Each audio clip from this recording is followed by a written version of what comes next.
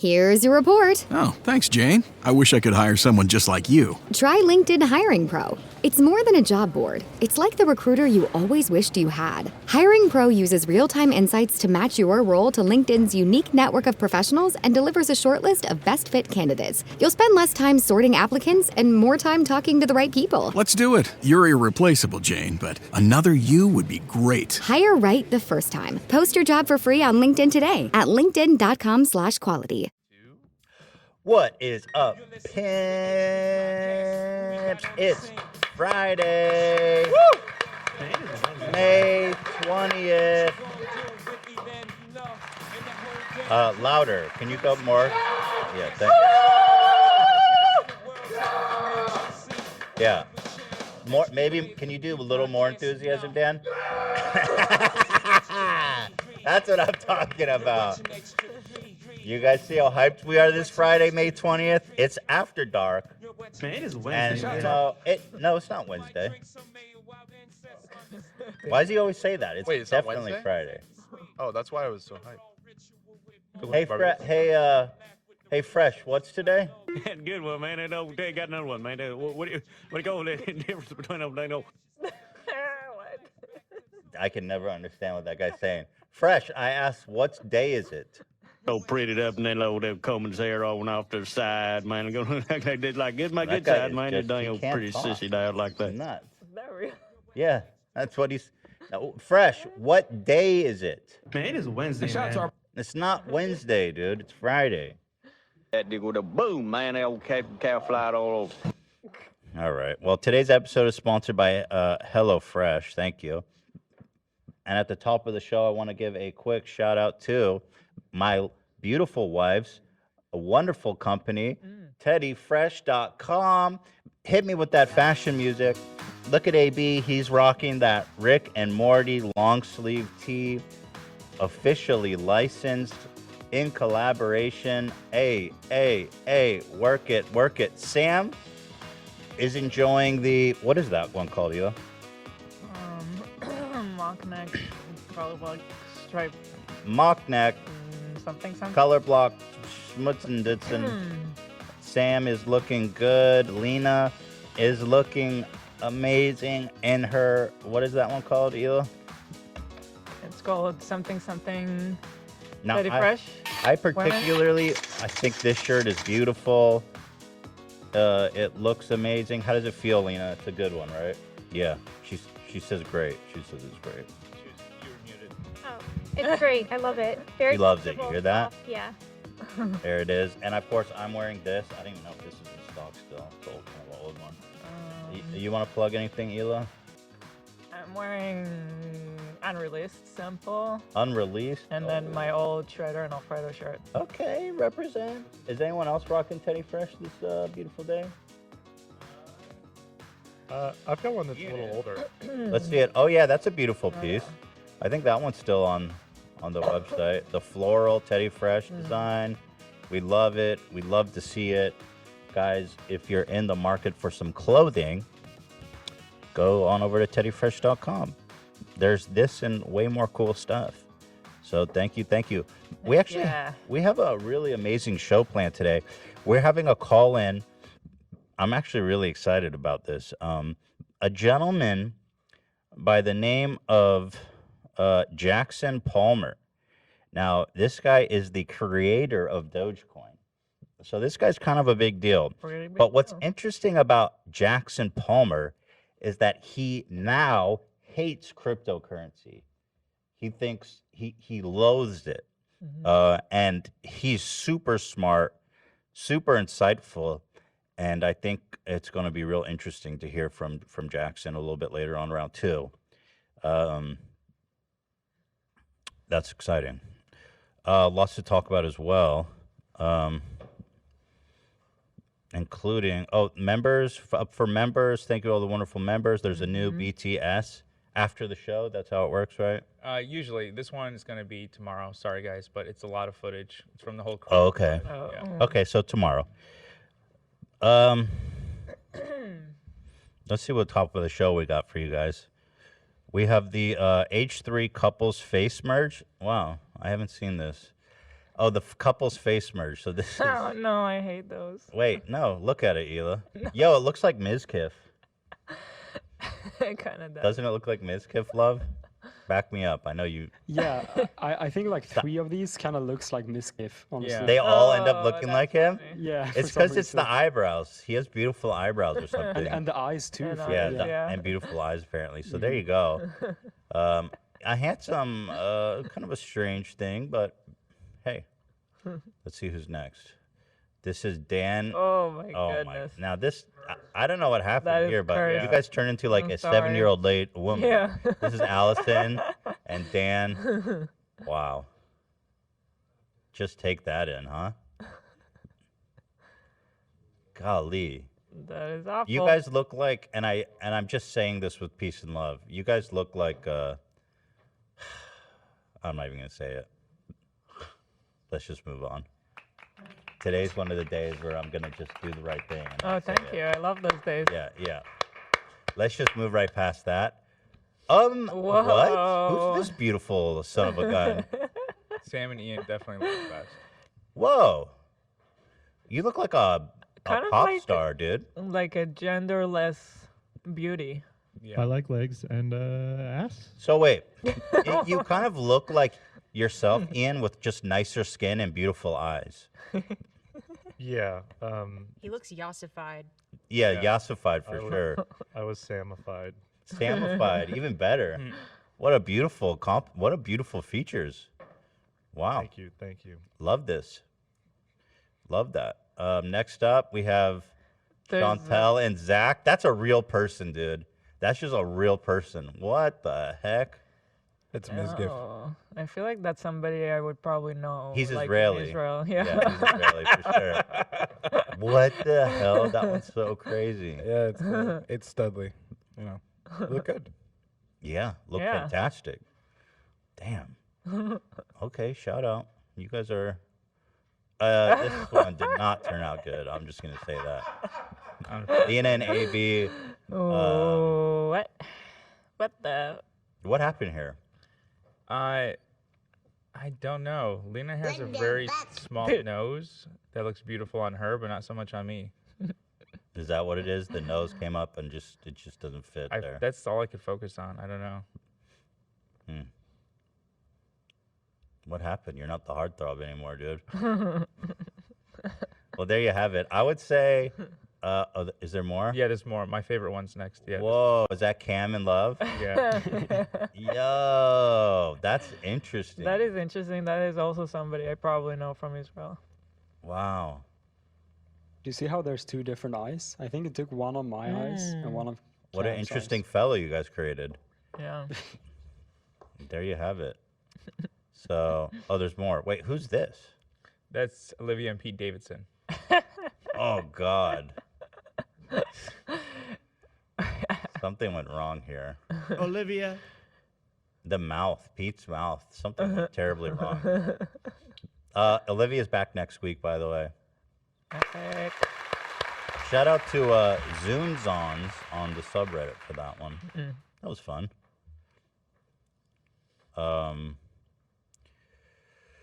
Yo, we have a new horrible pitch. Oh, let's watch. You guys, we talked to Brett. You want me to wait? There's been shit. something weird with the audio. Did you guys fix it? Okay, There's something cool. up with the audio. Oh, is that what you? They Is it all fixed good? it. There we are. Hey, Gabe, what's going on, buddy? You taking a walk? Happy Friday. It's Thursday. Thursday? No, it's Friday. Psych. Oh, got me. You really got me. Good, dude. What? I was like, what? I was looking at my phone. I was like, hold on. You got me, dude. You taking a jog? Take a little jog. Okay. Huh. One of my daily workouts. You do this daily? Daily walk. That ain't no walk. You're just running, dude. Woo, baby. Ow. Ow. It's Friday. I want to be a macho man. Hey, I wanna be a macho man. Macho man. I wanna be a macho man. Ow. Fuck yeah. Fuck, baby, fuck. Yeah. Yeah. Little overcast, huh? It's cloudy. Oh, cloudy. Yeah. What they call it? May gray. Oh, do they call Oh, it I that? didn't know about Yeah. May Gray. Do you like the overcast weather, or you prefer just sunny? Well, I'd say sunny. Overcast is sunny. It feels like you're in a natural air condition. That's good, right? I don't think about humidity or stickiness. Ow! Ow! Fuck yeah! Ow, ow, ow, ow! Friday, baby. Ooh, Friday, baby. What you doing this weekend?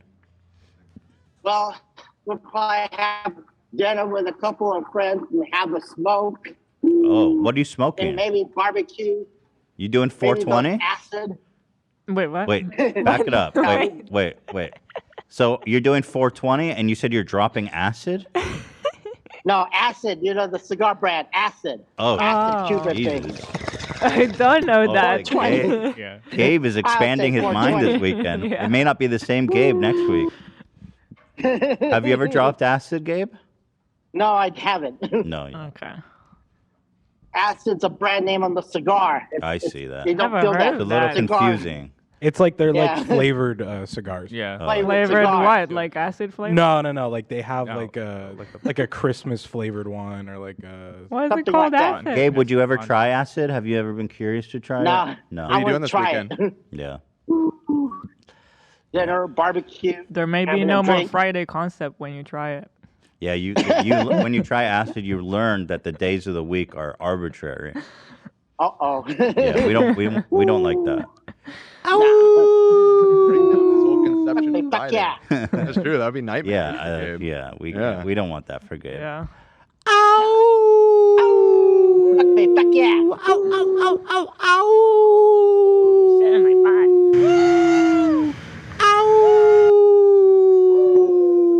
Friday. All right, Gabe, you have a good Friday, weekend, baby. okay, buddy? Yeah, have a good one. All right, love you. You take care. You have Love fun. you. All right, love you. Yeah, next Take weekend. care. Fuck me, fuck yeah. Fuck, baby. All right, love you. Love ya. All right, love you, buddy. I love you. All right, love you. Love you more. Love you more. You didn't say it back. Say it back. Okay. It back. I said it back. You got it. It's so good. Friday. All right. Friday. Take care, buddy. Take care. All right, love you. Love ya.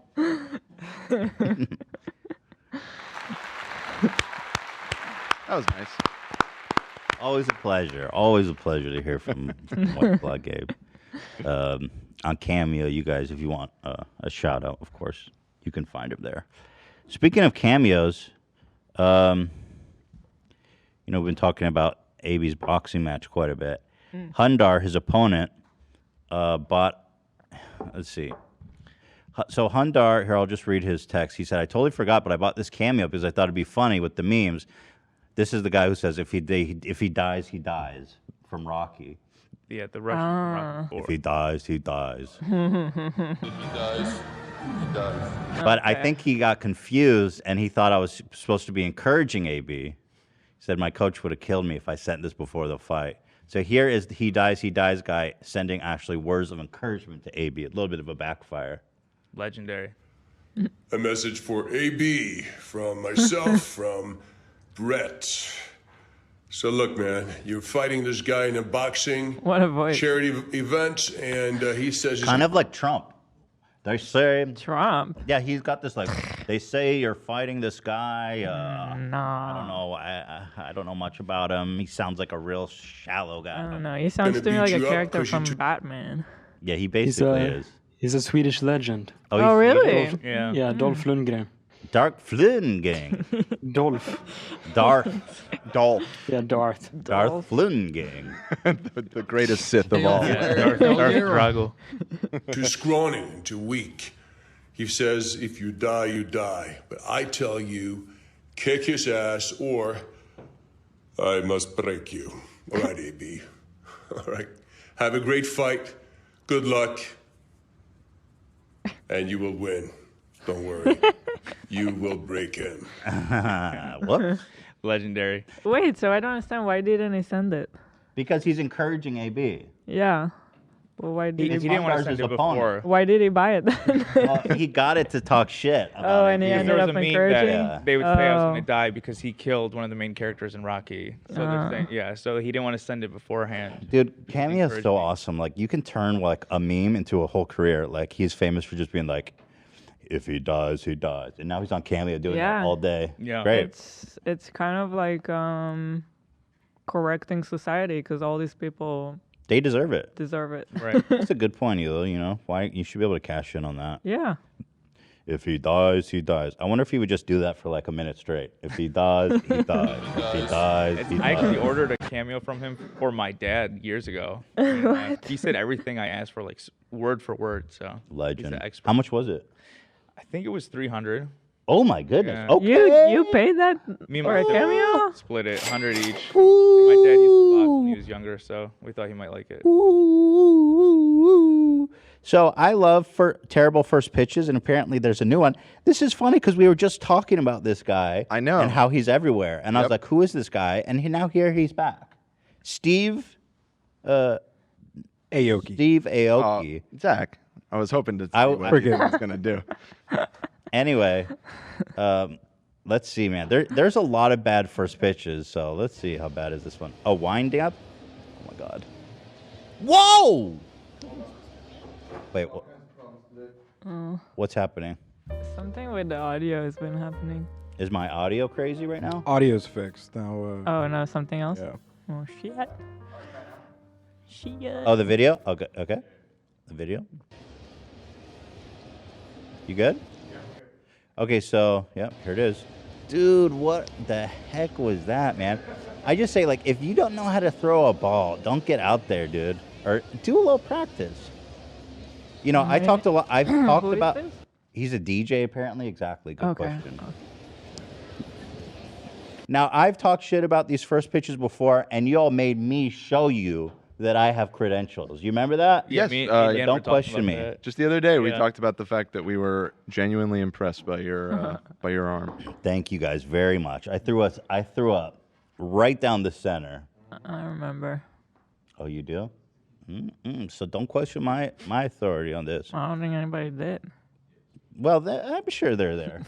But I'm just saying, like, it's But a what's the problem? I don't understand. Isn't it just for the gaff and goof and shits and giggles? No, yeah, but you don't want to be like, dude, when you throw a bad first pitch, you live forever in infamy. You get goofed on forever. This is baseball. This ceremonial But first do pitch you is a big really? deal. Dude, yes, Gary's first pitch from the Howard I Stern have show, heard about that one, people but- on ESPN have been making fun of him for decades. Yeah. They were talking about this one on Howard, but there was a list, and Gary's is still number one. Gary's is number one. Yeah. And I'm just But saying, okay, you don't but want to for be this- on that list. For this DJ, is anybody going to talk about that? Oh, yeah. Really? Yes. I mean, that wasn't as bad as Gary's. It was wild. What did he do? He just threw it as hard as he could, like up? Yeah. I mean, the throw doesn't make any sense. He threw it into the stand. Right. That was a weird one, dude. But okay, shout out, you know. Again, let's just look at Baba Booey's pitch just to show you guys. But it's embarrassing, dude. There's like tens of thousands of people watching. You better just, you know, you got You're a weirdo, bro. You just got to get out. And the thing is, if you throw a perfect pitch, dude, you get street cred forever. Mm. And that's all I'm saying. Like, just practice a few times. Mm-hmm. Right? How hard is that? Just saying. I sent you a multicam angle of Just Gary. saying. Oh yeah, I need more angles of this. Thank you. Yeah, I need a multicam. Oh, this is Baba Booey's. Baba Booey's, yeah. Yeah. So this is This is what's held to be the worst ceremonial pitch of all time. This is the producer from the Howard Stern show, who's a huge baseball fan, and he even got a coach and practiced. He said he practiced. Look at that dude. Wait, I missed it. And he's like a huge baseball fan. So this was like he was having nightmares about this. I'm a big Mets fan, Boff. And Love then the Mets. watch how embarrassed he is after he throws it. Look at him. He just puts his head in shame. He's like, oh, fuck. I'm just gonna be made fun of forever.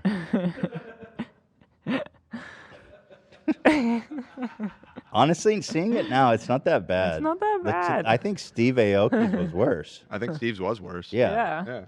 Wait, there was one we saw that was like way worse. Who was a celebrity? Was it DJ Khaled or some hip hop? 50 Cent. 50 Cent. Oh, 50 Cent. Yep. Pitch. Yeah. I love these. Yeah, that's more on par with Steve Aoki's. 50 Cent's pitch was nuts, dude. Didn't Fauci throw a wild one too? Was that recently? Did he throw a wild one? He Dude, what the heck? Okay, here we go. And you gotta love how he winds up too. Like he's like, all right, we're gonna put the ball back here. I'm gonna throw a nice speeder down the straight. Boom, dude. Oh my god. I'm just saying, dude. That's embarrassing. Just saying. Just saying. You know, they're laughing through the pain, let's be honest. But okay, maybe I'm wrong. Maybe it's just an honor either way. That's what I'm thinking. You guys think it's an honor either way, or is this just a Fauci? Okay, now You know what I wonder? I wonder if your dad kind of like interfered with your point of view about this to take it too seriously. You know, your dad with the bitch balls. Am I off base here? This is you don't want to go throw a horrible pitch here, right? I don't watch baseball, so I'm kind of with Ela. Like if I personally if I fucked up, I'd be like, oh, whatever. You don't want to be in that Hall of Fame. No, you do not want to be in that. Thank you, Zach. I mean, there's not an just- expectation for it to be like a fastball down the center or anything right. at all. It just a gentle lob, you know. Yeah, no, you there just is want to get fine. it to the within catching zone. Yeah. But I mean, Steve's. I'm kind of inclined to say that's the worst one because I remember It does look like the worst one. we reviewed these a couple months ago, Yeah. and the audience had suggested some people that had done well and done poor, and I Yeah. don't remember any being like That was almost nuts. threw it into the, That the was balcony nuts. seats. Yeah, that was nuts. Well, here's Fauci, by the way, and dude, I'm sorry, but I've heard lots of conspiracies about this guy, but it's all true. This guy's a fake American. Fauci is he's a threat to our democracy. Yep. Maybe I'm off base, but I just think that I don't you can think never you're off recover base. from that. You can never recover from that.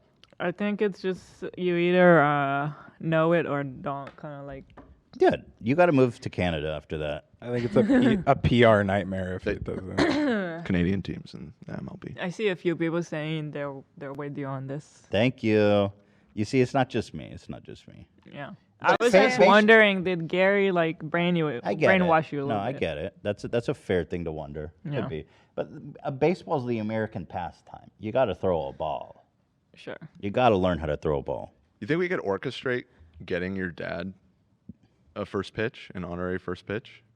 That would be For that? insane. He would lose his mind for that. Dude, that would be insane if we could do that. He'd probably throw a terrible one too. No, it would be such good content for the show. Wait, how could so I don't know because Jenna Marble's got one. See if Yeah, Jenna Marbles she did could get good. I remember. We Yeah, watched it. yeah, we watched it, and She was her like pitch the was best. solid. Oh yeah. Yeah. See, that's so cool, right? Yeah. That's so cool. He's so cool. I think maybe she played softball or something. I could be wrong, but look at that. That's a clean one, dude. That's a clean pitch. Makes it look easy. Yeah, she did make it look easy. That was impressive. Didn't Carly Rae Jepsen have a bad one too? I'm like vaguely remembering. Carly Lee who now? Carly Rae Jepsen. She sang that song "Call Me Maybe." We could try. Maybe we could try. You know what would be the best, Dan, is if I went out there with my dad, because I don't think they're gonna let my dad throw like at Dodger Stadium. Like, where can we find some weird off-brand? Oakland A's. Like minor league. Can we find some minor league? Some university fans do. It has to Do be we have Dodgers. fans Your that dad can? bleeds Dodger blue. Like No, my dad's a diehard Dodger fan, but Yeah. they're not gonna let my dad. Who's that? It's like a. They're not gonna make-a-wish. even let us do How many it. games do they play a year? We can reach out and see. I mean, They might let me, maybe, in which I'd have to bring my dad out there and then do like a switcheroo. He'd be proud. we can reach out and see. I mean, Let's see. Let's Let's see. try Yeah. it. Maybe we could just make up a story about how we should turn it into like a Make-A-Wish thing. Just saying, like that's kind of the only way we're gonna make this Oh work. my god. You know. Jesus. Hey. And in the role of a lifetime. And the role of a lifetime. Wait, so I gotta try since I'm American now. I never Yeah. tried. You never thrown a ball? No. Should we set it up? You want to do it now? No. No. That's very American. If not now, when? If not now, when? If not you, then who? In a few weeks. Okay. We'll hold you to that. Next Wait, Friday. in a few weeks? Hold on. Because you don't want to throw a bad pitch. It would be embarrassing, right? Weren't you just saying? Wait, that's true. I literally never even held a ball throw that in right my now. hand. You were just wanted saying to it throw wasn't Set it that up. big a Set it deal. up. Oh my god. All right, Hila's about to. She's about to throw the honorary first pitch of the Friday episode. So here, I'm gonna give you some tips. Whatever. So it's gonna be. Oh, is that a real How'd baseball? you get a ball so fast? What is wrong with you guys? Wow. Oh, this isn't an official ball. This is soft and rubbery and light, so that'll be easier for you. Okay. Now, basically, I mean, I don't know how to. What? I don't know what to follow do. Through. Look at your target. Follow through. Throw it harder than you think you would have to. I would say that's my good nervous. advice. Not as hard as Steve Aoki. Aoki? Aoki. Bakey Aoki. Steven, are you awakey? Okay. So Dan, you were so quick to set this up. I remember you didn't want to throw on camera, Mr. Dan. That's true. You know why? Mr. Because it'd be Producer. embarrassing to fuck up in front of a bunch of people. Just You set this up quicker than I've ever seen you set anything up. We have a camera permanently set up there now. You know what we do need though? No. Hold on 1 second.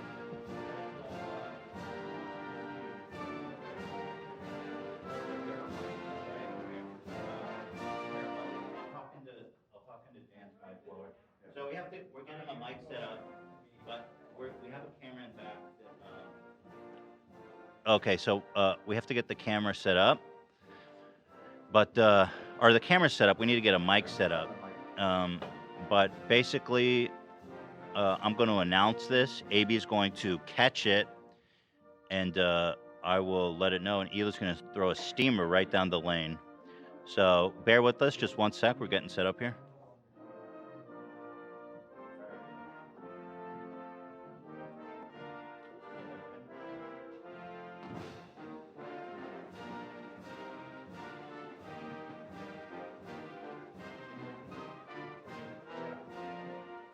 Yeah, great technique.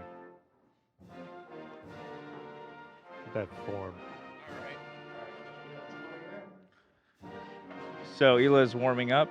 She's doing some stretching right now. The dogs are here in full support.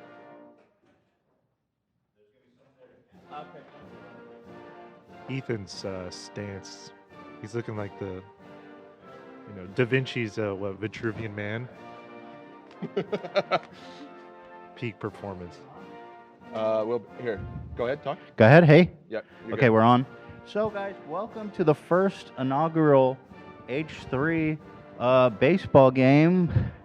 Friday, May 20th. We're about to get this underway now. Hila's here to throw our first ceremonial pitch. AB is going to be receiving it. Go ahead, right down there. If you can crouch. Yeah, right in front of the boxes. Okay, Hila, you ready?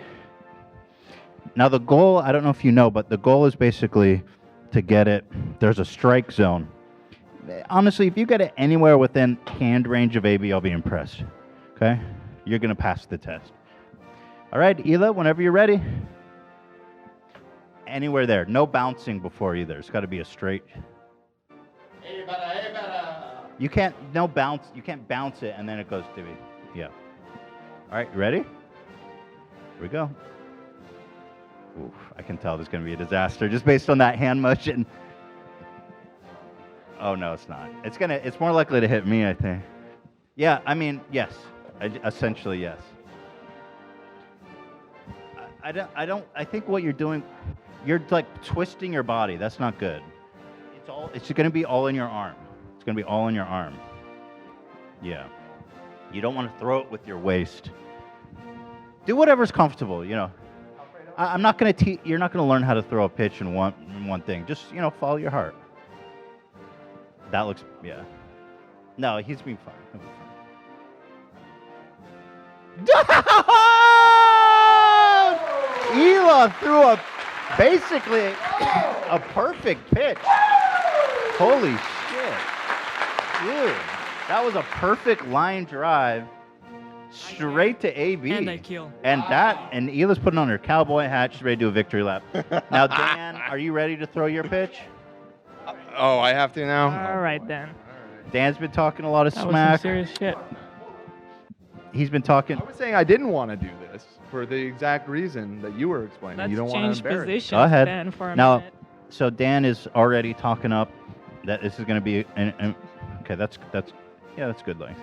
Yeah, I think traditionally it's okay. You know what? Not that bad. I think traditionally it's going to be way further. This is like easy mode. Okay, don't take it away from me. Yeah, like that. I think that. Well, that's probably yeah. All right, let's see. Here we go. Dan said he's just going to throw it at me. Here he goes. Lining up. That's it. That's a good pitch. That's a good pitch. Dan passes. What can I say? We got a whole office of true blue blooded Americans. Anyone else want to step to the plate while we're here? Zach, go ahead, Zach. Zach, full of confidence. Zach is throwing his hair back, full of confidence. Let's see what he's got. I already forgot why we're even doing this. Go back. That's good. Zach's taking it back quite a bit. Confidence, sometimes hubris, sometimes sinks the ship.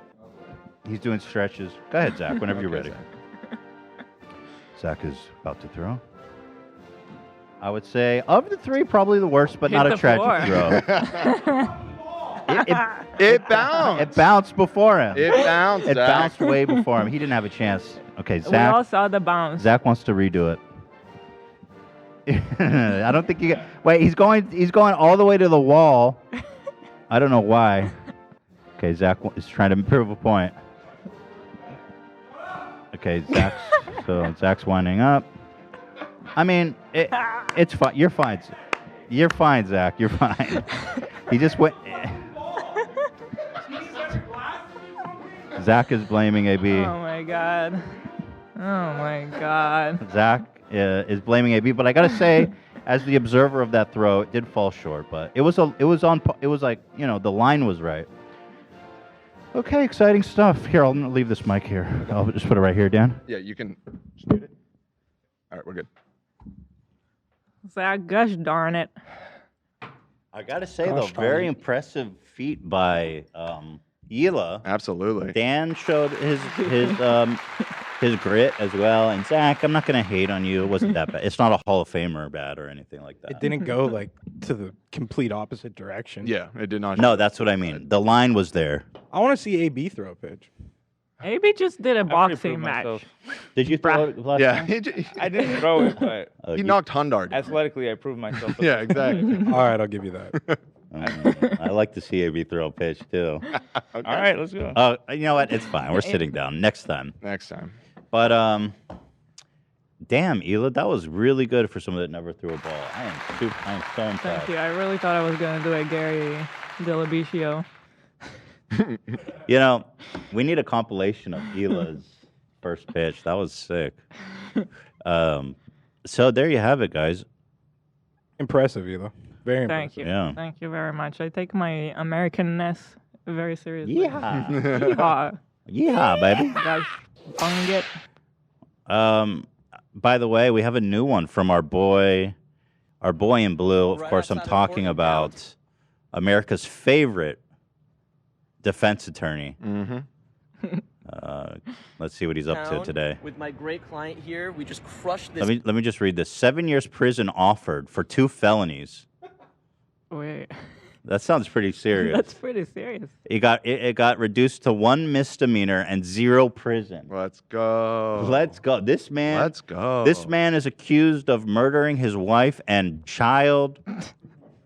The evidence was pretty overwhelming, but one of the cops was drunk at the time, and we were able to get the whole thing thrown out. This case, he was facing a felony case with 2 strikes. It's a domestic violence case. The complaining Jesus. witness in the case also requested a restraining order against him. Jesus, so we man. used that court case in another court as an opportunity to cross-examine her under oath on the stand, like a deposition. Totally obliterated her credibility at that hearing and showed that she was perjuring herself. Now, in the end, we resolved this case for a misdemeanor. 2 strike felonies were reduced to 1 misdemeanor. Let's go, dude. He was facing 7 years prison. How much prison are you facing now? None. 0. 0. How you feeling? I'm feeling great. I'm free. Let's go. What about the? I was like, dude, someone's trying to get a restraining order. He's like, she's unable to get the restraining order. We have totally eviscerated her credibility. Let's go. And we're like, where are you headed now that you're free? Straight to her house. Let's go. But you know what? The man is good at his job. You can never say he's not good at his job. No, clearly. And our roads are full of drunk drivers because of his fine work. And he is very good, yeah. Let's go! I love that, man. Yeah, come on. You guys know I live in an echo chamber, right? Mm-hmm. It's pretty pathetic. Some say the biggest echo chamber. Some do say that. You would say that. A good time. Mm-hmm. Great time. Some say the best time. Wow, intrigue. Some say the most intriguing. I did a whole apology, Sam. Are you recovering okay? Some say the from best that? apology. It does kind of slap, though. Yeah. Some say it slaps the most. It's such a roller coaster, isn't it? I just. It's the most intense roller coaster. It is. It really is. You became Brendan Schaub. I embodied him. And I'm Joe Rogan. Yep. I should like have said the rolliest roller coaster. Yeah. Somebody suggested that as an alternative in the comments. It's definitely would have been. It's kind of fun to have someone back you up like that and echo you. Oh, it's the most fun.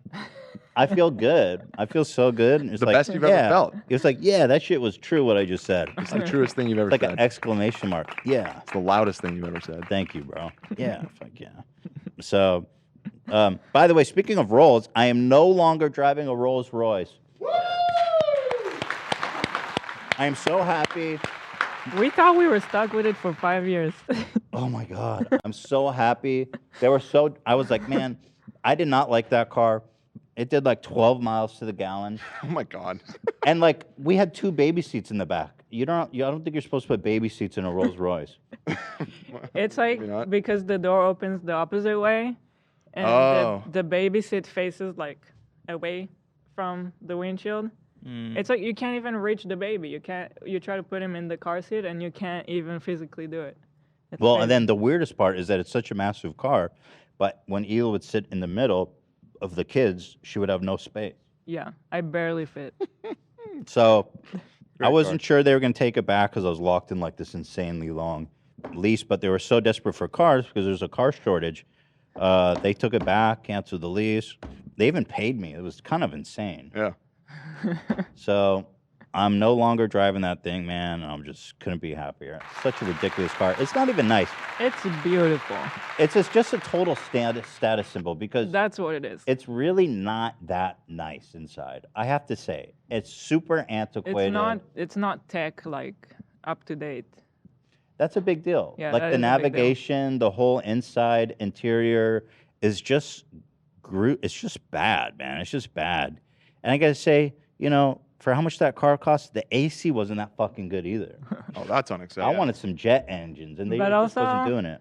It's just kind of like the attention that you get in it is just not cool. Like, at least not for us. It's not our vibe. It's like Yeah. every time you stop at a red light, somebody's got to be like, yo, whoa, look at that. What do you do? That was the worst part for me. That was the biggest reason, because that was my daily commuter, and it's just like, Yeah. ugh, I'm just some asshole in this one person in this massive Cullinan that gets 12 miles to the gallon, and then everyone's looking at you. It's such a flashy car, and I don't know. It's just, yo, you want to come to my car and suck my cock? that was not isn't anything I ever said. What? But in a Rolls Royce, that would be more compelling, I think. I'm just saying. Oh man. That was about the Brendan Schaub. I didn't proposition anyone. Yeah, that took me a minute to place. Can we tell them what you got now? Sure. So it's funny. It was totally unintentional, but Ethan went from matching his previous co-host to matching his current co-host. Dude, it was not what I meant to do at all. We didn't even realize. Yeah, so Porsche makes this all-electric car. It's got 4 seats. And it's, by the way, half the price. Literally half the price of the Rolls Royce, even in this insane market. I went to buy a car. They tell me the ticket price, and they go, and then on top of that, of course, is $20,000 because, fuck you. Just because they're upcharging everything? $20,000 on top. Jesus. I was like, okay, whatever. But even with that massive upcharge, it's still half the price of the Rolls Royce, which is awesome. But yeah, I have the same exact car as Hassan, which was not by design. I don't want anyone to say that I'm Is it the same color? No, it's different color. What color different is it you interior. got? Like a baby blue. I think it's blue or something. I think yours is nicer than Hassan. Oh. Yeah. Of course you'd say that. Well, no, personally, you I said like you wish you had someone like that. You've had one all along. What happened before anyone says that I'm copying Hassan? Everyone's I calling went there you to Hassan simp right now. Hassan No. simp. Hassan simp. I agree. Hassan simp. I went there to test drive a different car, and I said, "Hey, do you guys have all electric cars?" Because I didn't know. And she's like, "Yeah, we got one. It just arrived today. The person canceled their order, and like I got insanely lucky that it was there. I didn't specify it. I didn't know it was there. I don't want to hear any bullshit about being a Hassan sib. And yes, the AC is fucking insane, dude. It blasts my head back. I turn that shit on. I go, which is what I want. That's what I expect from a Rolls Royce. Man, that car sucks. Did you say that it's like a light blue? Mine? Yeah. No, it's No. chalk. It's gray. Oh, gray. Okay. Yeah. Hassan's is the light blue. Right. Yeah, that's what mine's I chalk. thought he said. Yeah. No, I'm very happy with it though. It's That all car electric. also has fake engine noise, which is pretty interesting. Yeah. I turn it off. I like the quiet. But I guess Yeah. the thing is with Porsches, they're super loud. We had one before that was a I love two-seater. I always drove with the loud option on. That's awesome. You did? Yeah. I didn't like the noise. I love it. Well, I guess some Porsche drivers like the noise, so they put in this option to make it sound like a real car, which is kind of silly. But to me. no, but the previous one was real. Yeah, the previous one was Yeah. a real engine. But I'm saying, on the way home, I'll play you the fake Okay. sounds. It plays it in the car and outside the car so that people can hear you coming. That seems like the more important part is the outside Right. of the car. Yeah. Yeah, it is, I guess, but I'm not. Hey, listen, watch where you're walking. I don't know what to tell you. I'm coming in. I'm driving here. I'm like a dog chasing son is cars. watching? I wouldn't know what to do if I got it. Yeah, so I have the same car as Hassan, and I'm sure that whatever show I do next, I'll end up with the same car as that person. Yeah, but if you have a lot of money to waste, don't buy a fucking Rolls Royce, please. Not impressed. We should do our ad read for the day. It's that time. Oh, Hassan is watching. Hassan, apparently, Hassan, if you are watching, Zach says my car is cooler than yours. Way better. Just Wait, saying. is it actually different somehow? Well, the color of the car Oh, is it's just different, the and the color. interior is different. Oh, okay. Gotcha. Yeah, but otherwise The it's car itself is identical. just It's identical. identical. Hassan's is beautiful. Don't get me wrong, but I personally I like the color combo you got. Zach was about to put his dick in the exhaust pipe. Dude, that There's thing no is exhaust because pipe. I'm a huge Porsche lover. I mean, favorite car. Zach almost jizzed on my hood. It's beautiful. No, I love Hassan's color, to be honest, to even it out. Oh, here we go. Sorry. Here we go. There Here we we go. go. Always Here gotta we go. even it Sorry, out. The blue is so nice. I didn't see yours yet, though, so. Oh, you didn't even see it. I mean, that Gray? blue, I think, is like the most Gray? beautiful blue I've seen on a car. Gray, chalk, Bro, I'm telling Yeah, you, it's bruh. sick. It's dope. chalk. Gray is very I know. in right No, now. I'm just saying. Eli, I mean, you don't like white cars. You saw that? Neutrals are very in right now, They're very in. and that include brown and grays. Right. It's Anyway, dope. here is me at the Porsche dealership. I don't. Who am I? Which one am I? You are definitely Michael, and Hassan Is is Ryan. Ryan. Why? I'm always Michael Scott in these comparisons, guys. Can I not be Michael Scott once? It's so true, though, isn't it?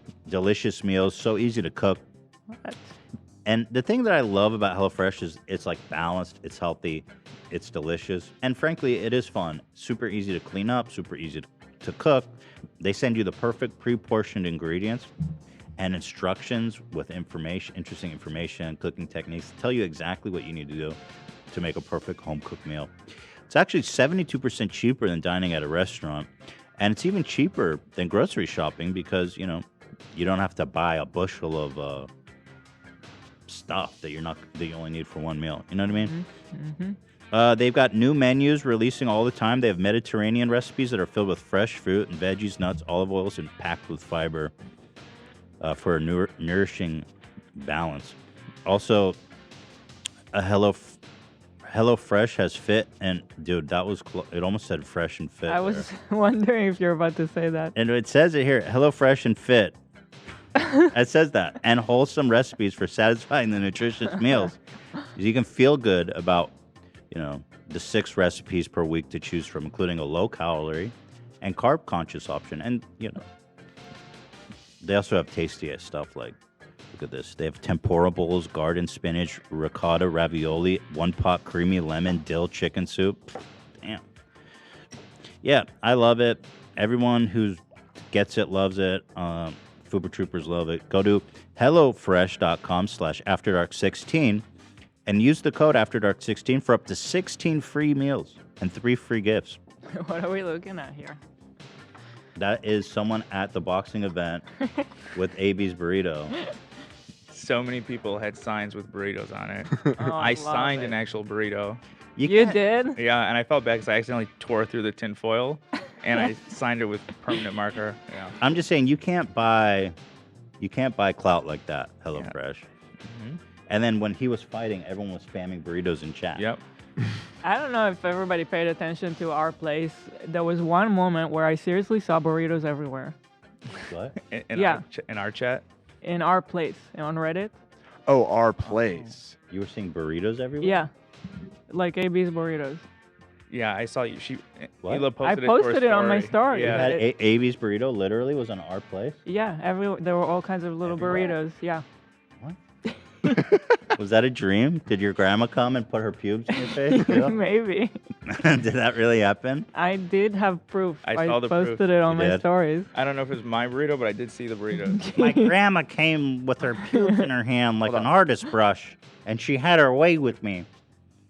Go to hellofresh.com/afterdark16 and use code afterdark16 for up to 16 free meals and 3 free gifts.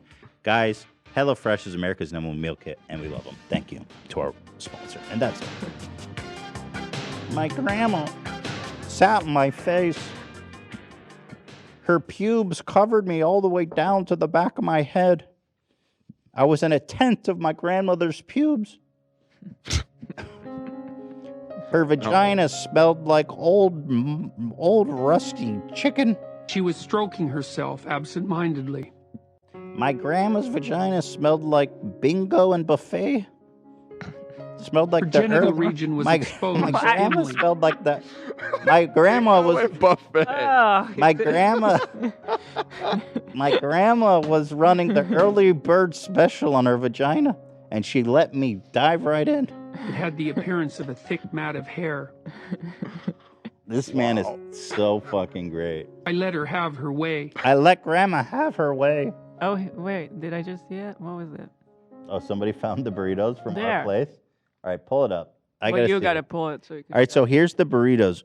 Those are rolls of bread, dude. Those are baguettes. Those are baguettes. This is fair enough. This is fake news, Ian. I don't know why you're saying this. It was my burrito. Wait, why was everyone holding a baguette, though? That is interesting. It was the French delegation. Oh, they're that's what it making was. baguettes and everything. To be fair to you, Ela, it looks it like, has the grill marks. Yeah, it really looks It looks like the AB burrito. Yeah, I feel you. Breadcrumb. You know what's funny? My burrito is actually a French baguette. No, it wasn't. Nice try. There was a quesadilla. Breadcrumb. Nice try. Rewriting history. What does that sound like? Breadcrumb? Breadcrumb? Breadcrumb. Breadcrumb? Breadcrumb. Damn, Why am I why like you my saying like that? voice is like shaky as I'm saying? Come. My grandma, her pubes were long like a like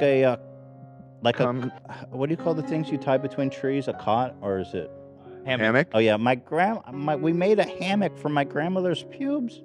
She was laying on the grass. Her pubes were 20 feet long. I let her have her way. We made a wonderful hammock from my grandma's pubes.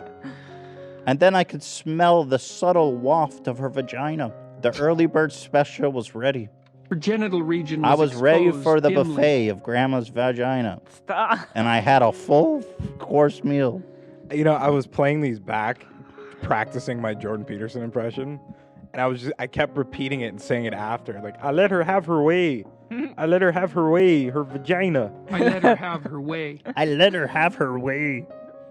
The appearance of a thick mat of hair. It had the appearance of a thick mat of hair. My grandma's hair. We used it like a paintbrush. It dreamed of her butthole.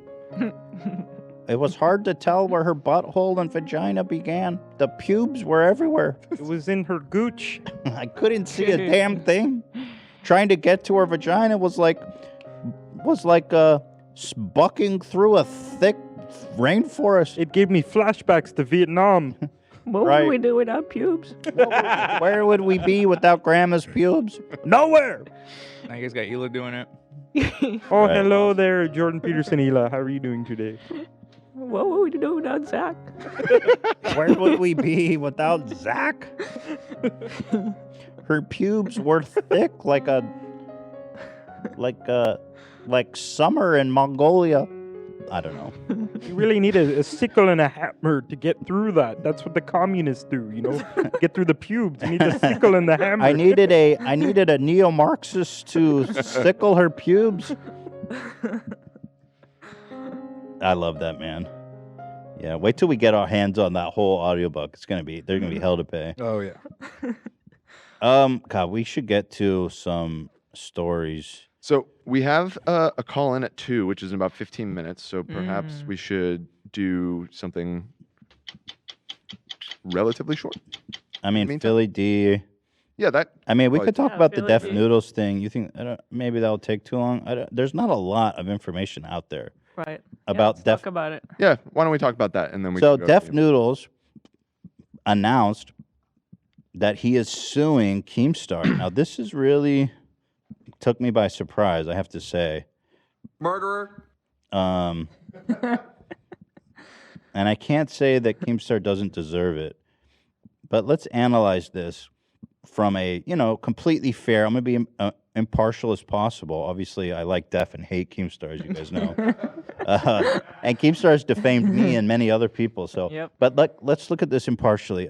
Here, first of all, this is where he announced it, right? Half that slux. Anyway, folks, as you read in the title of the video, I am suing Keemstar. Now, for those of you who started following me recently and are not aware, nearly 1 year ago, Keemstar knowingly published false and defamatory allegations against me. He claimed I groomed numerous underage girls. Keemstar has since confessed twice to fabricating these allegations to punish me. He has never officially retracted these allegations, nor has he ever corrected them. These allegations have caused me great harm socially and professionally. I am now suing him to clear my name of these false allegations and to hold him accountable for knowingly making false accusations. And now a palate cleanser.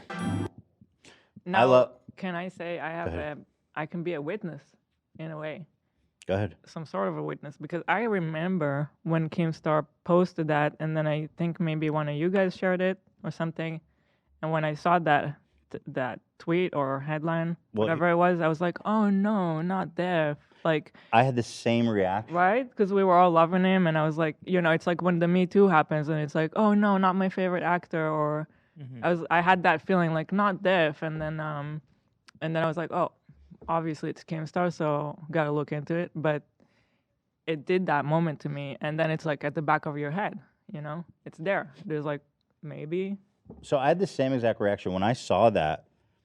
I was like, "Holy shit!" I believed it when I saw it because I don't know Keemstar. The thing about Keemstar is he professes to be a legitimate news source. Obviously, that's debatable for people that know him well. I don't think the people that consume his content necessarily know what a liar he is. Mm-hmm. You know what I mean? But also, he's reported on several very serious allegations of SA and stuff. So, like, if you take his track record as a news person who has broke several serious stories of this nature, I think you have a really good argument that he has, breached his responsibilities here. And now defamation. Well, let me read it. So this is the tweet he's referring to. Def Noodles has allegedly groomed girls ages 12 to 15. Big YouTuber source said victims are scared of him and wish to stay anonymous, but may come forward soon. #drama alert. And then he responded to it saying, Def Noodles has declined to give us a comment on these allegations made against him. Now, what's interesting is this tweet's still up, and he never retracted it. Only a year later, a year later, he said this. This is the tweet. This is in the filing, right? Yeah.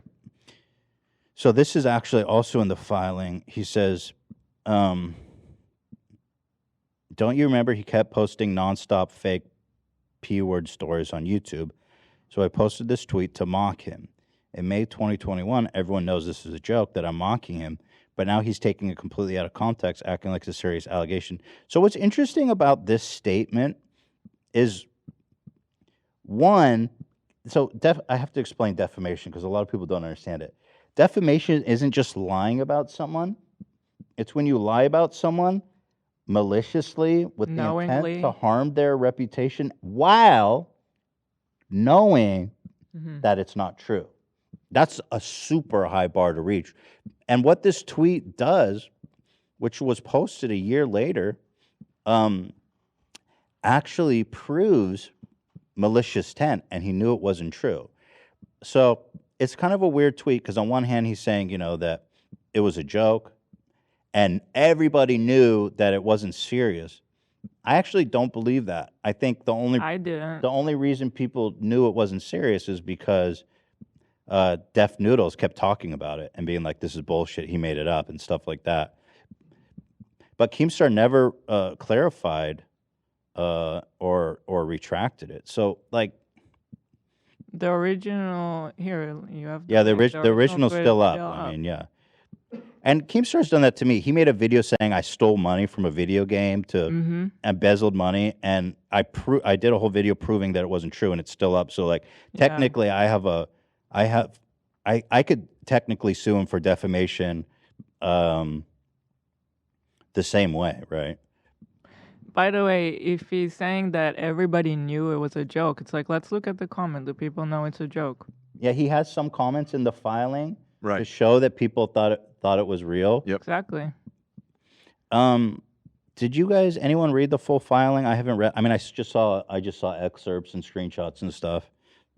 I read through it. I mean, I'm no lawyer, but here it is. It's not an expert opinion, but yeah, I mean, like you said, because you've been dealing with the Ryan Kavanaugh bullshit lately, defamation has been... I've been sued twice for defamation. Right. Once by Matt Haas, once by Ryan Kavanaugh. Right, and so... Wait, Matt Haas did defamation? Yeah. That got thrown out. Yeah. Right.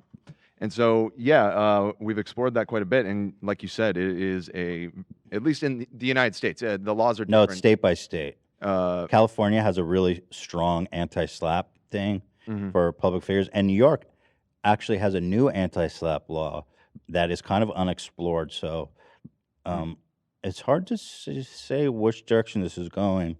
But here's the filing. Here's the tweet we just read. And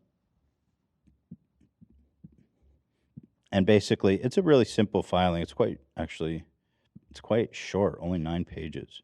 Pretty sure you have like 30 pages on these things. It's 14 pages. Just 9, actually. Dark Viper. But so right off the bat, you have to say, like, when you're suing someone for defamation, you just have to assume you're automatically on the back foot. So, like, just off the bat, because of the nature of defamation lawsuits, I'll say that Keemstar is likely to win. That being said, it's not a slam dunk for him. I think this is a really interesting case here.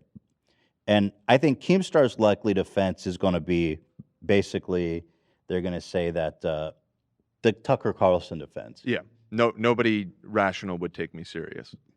Nobody rational would take me serious. It's just entertainment. I'm Wouldn't not you news. have to prove that like he makes jokes like this all the time or something? You know, like you'd have to show that there's a reason to think that this was a joke. I'll tell you exactly how it's going to play out. So they filed this. Now, Keemstar's lawyers have to respond.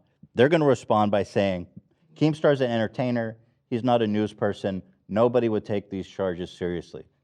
Now, if I was Def's lawyer, what I would do in response to that, Find all the times that he says that he's reporting news. find all the times he said, I just report the news. Find all the times he's talked about serious times he's reported on essay allegations, and show meticulously that he is serious news person. And not only that, he has a propensity to report on essay in a serious manner. And then, you know, Keemstar's... And then add to all that the old guy that was fakely accused of... That's just wrongly he's done it before. Yeah. A fantastic example. And that had dire consequences. And then I think Keemstar's lawyers are just going to have to try to dispel one by one each example that Def Noodles lawyers can bring up. But that's it. So that he files his initial one, Keemstar's lawyers respond, and then he responds to that, and then Keemstar responds to that. And basically, what's going to happen is Keemstar's lawyers are going to file the anti-slap, which basically means that because Def Noodles is a public figure, it's really hard to defame public figures, and it's basically like I have free speech and I can say whatever the fuck I want, and this person's just trying to silence me. That's what the anti-slap's for. Which is actually really true in the case of Ryan Kavanaugh and Matt Haas. And I don't know, this is a really interesting case. I don't think Keemstar thinks this is an easy dub. It's not going to be. This could go either way, frankly. I'm just saying it's probably going to go to Keemstar just because of the nature of defamation lawsuits.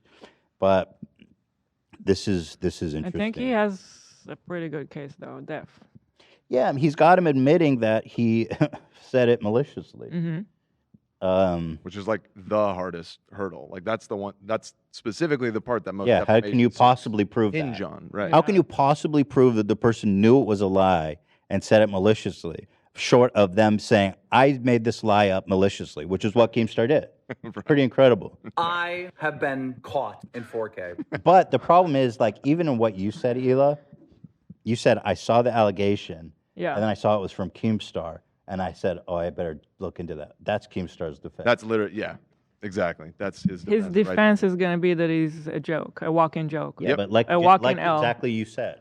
I saw this was from Keemstar. He's going to have to write that with his lawyer, though. I'm a walking L. Therefore, nobody takes me seriously. Therefore, this couldn't have been a serious It's true. allegation. Whatever his lawyer has to write in there, we have to quote that for uptime. Whenever he reports the news, we'll be like, actually, no, you're not. He's going to be at the crossroad. Like, are you really a news person or are you a walking joke? Yeah, you We'll got to have pick to a lane.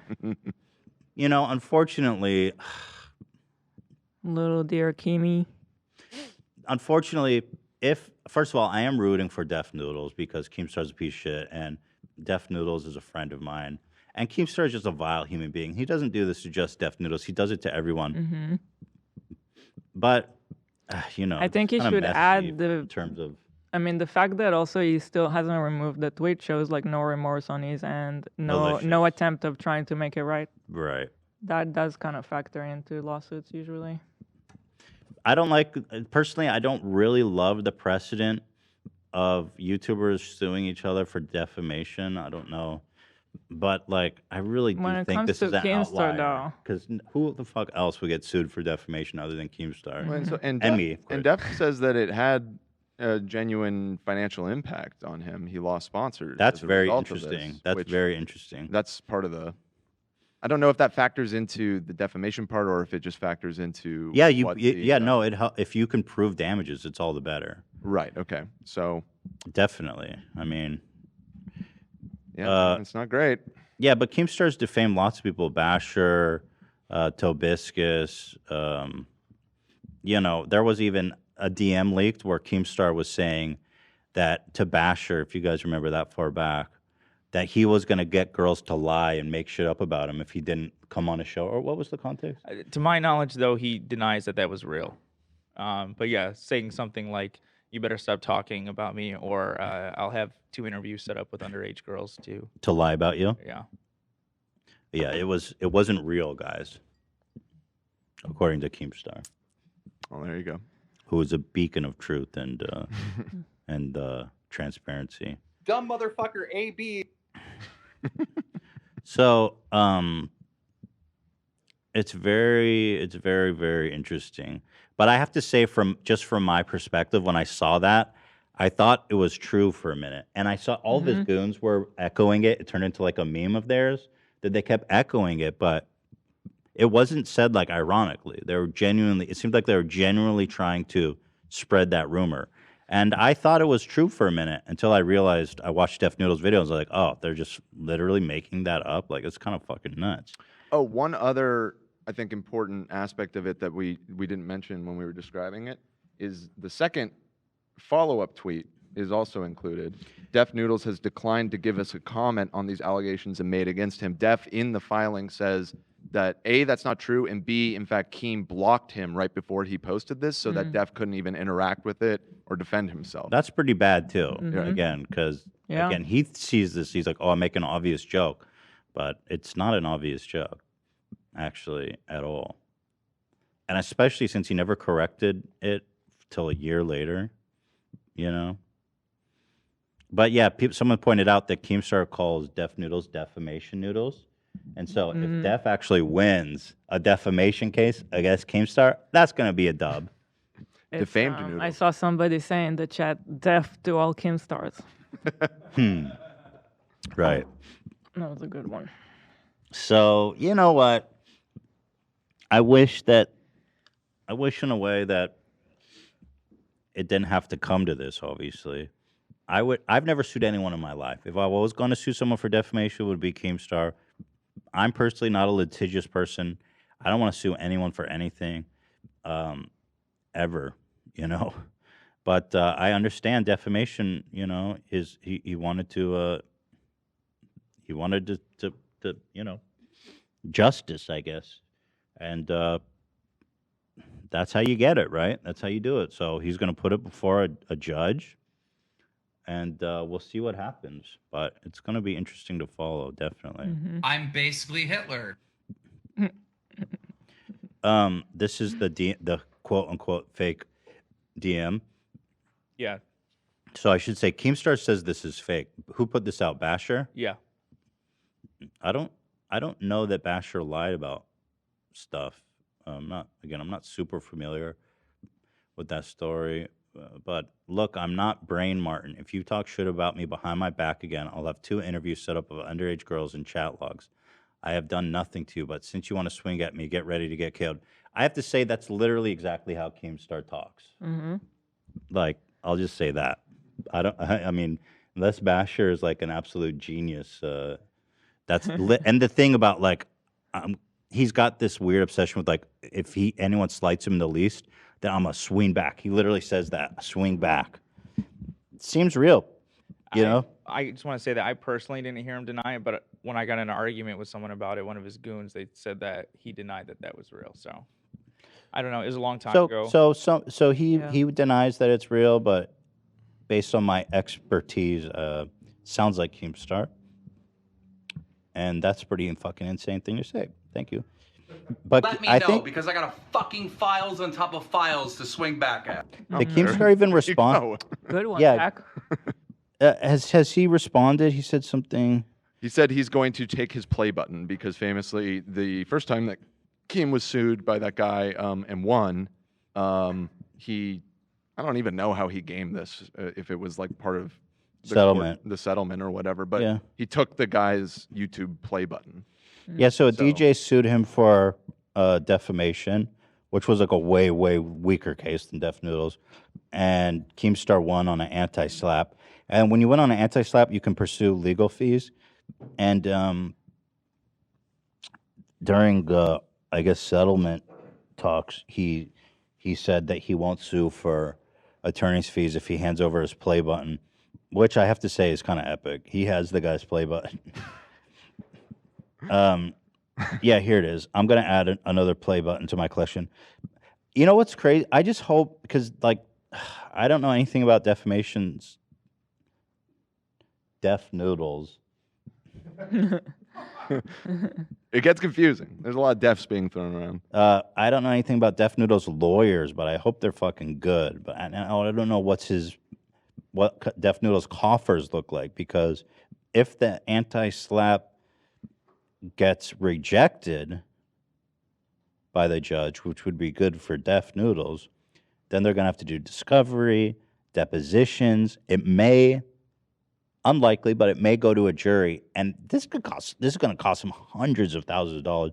So I don't know what is going on. I tried to talk to Def Noodles, and he wouldn't tell me anything. He was keeping it like super close to the vest. I mean, that's so probably he's taking smart. it really seriously. Yeah. I just don't know how far he can take this thing, because these are very expensive, very, very expensive. I mean, if it was anybody but Keemstar, Mhm. I would say there's probably a good chance they'll just settle. But I feel like Keemstar will want to take this all the way. Yeah, no, Keemstar's not going to settle. Right. There's no shot. No shot. Unless if he's really losing and it's not looking good, they might make a settlement arrangement, but that's not coming for a while. Someone said, how much does your legal stuff cost? Man, it's so much money. I mean, my attorneys are amazing, I got to say. My attorneys are like, I love them. They're just so talented and good and thorough.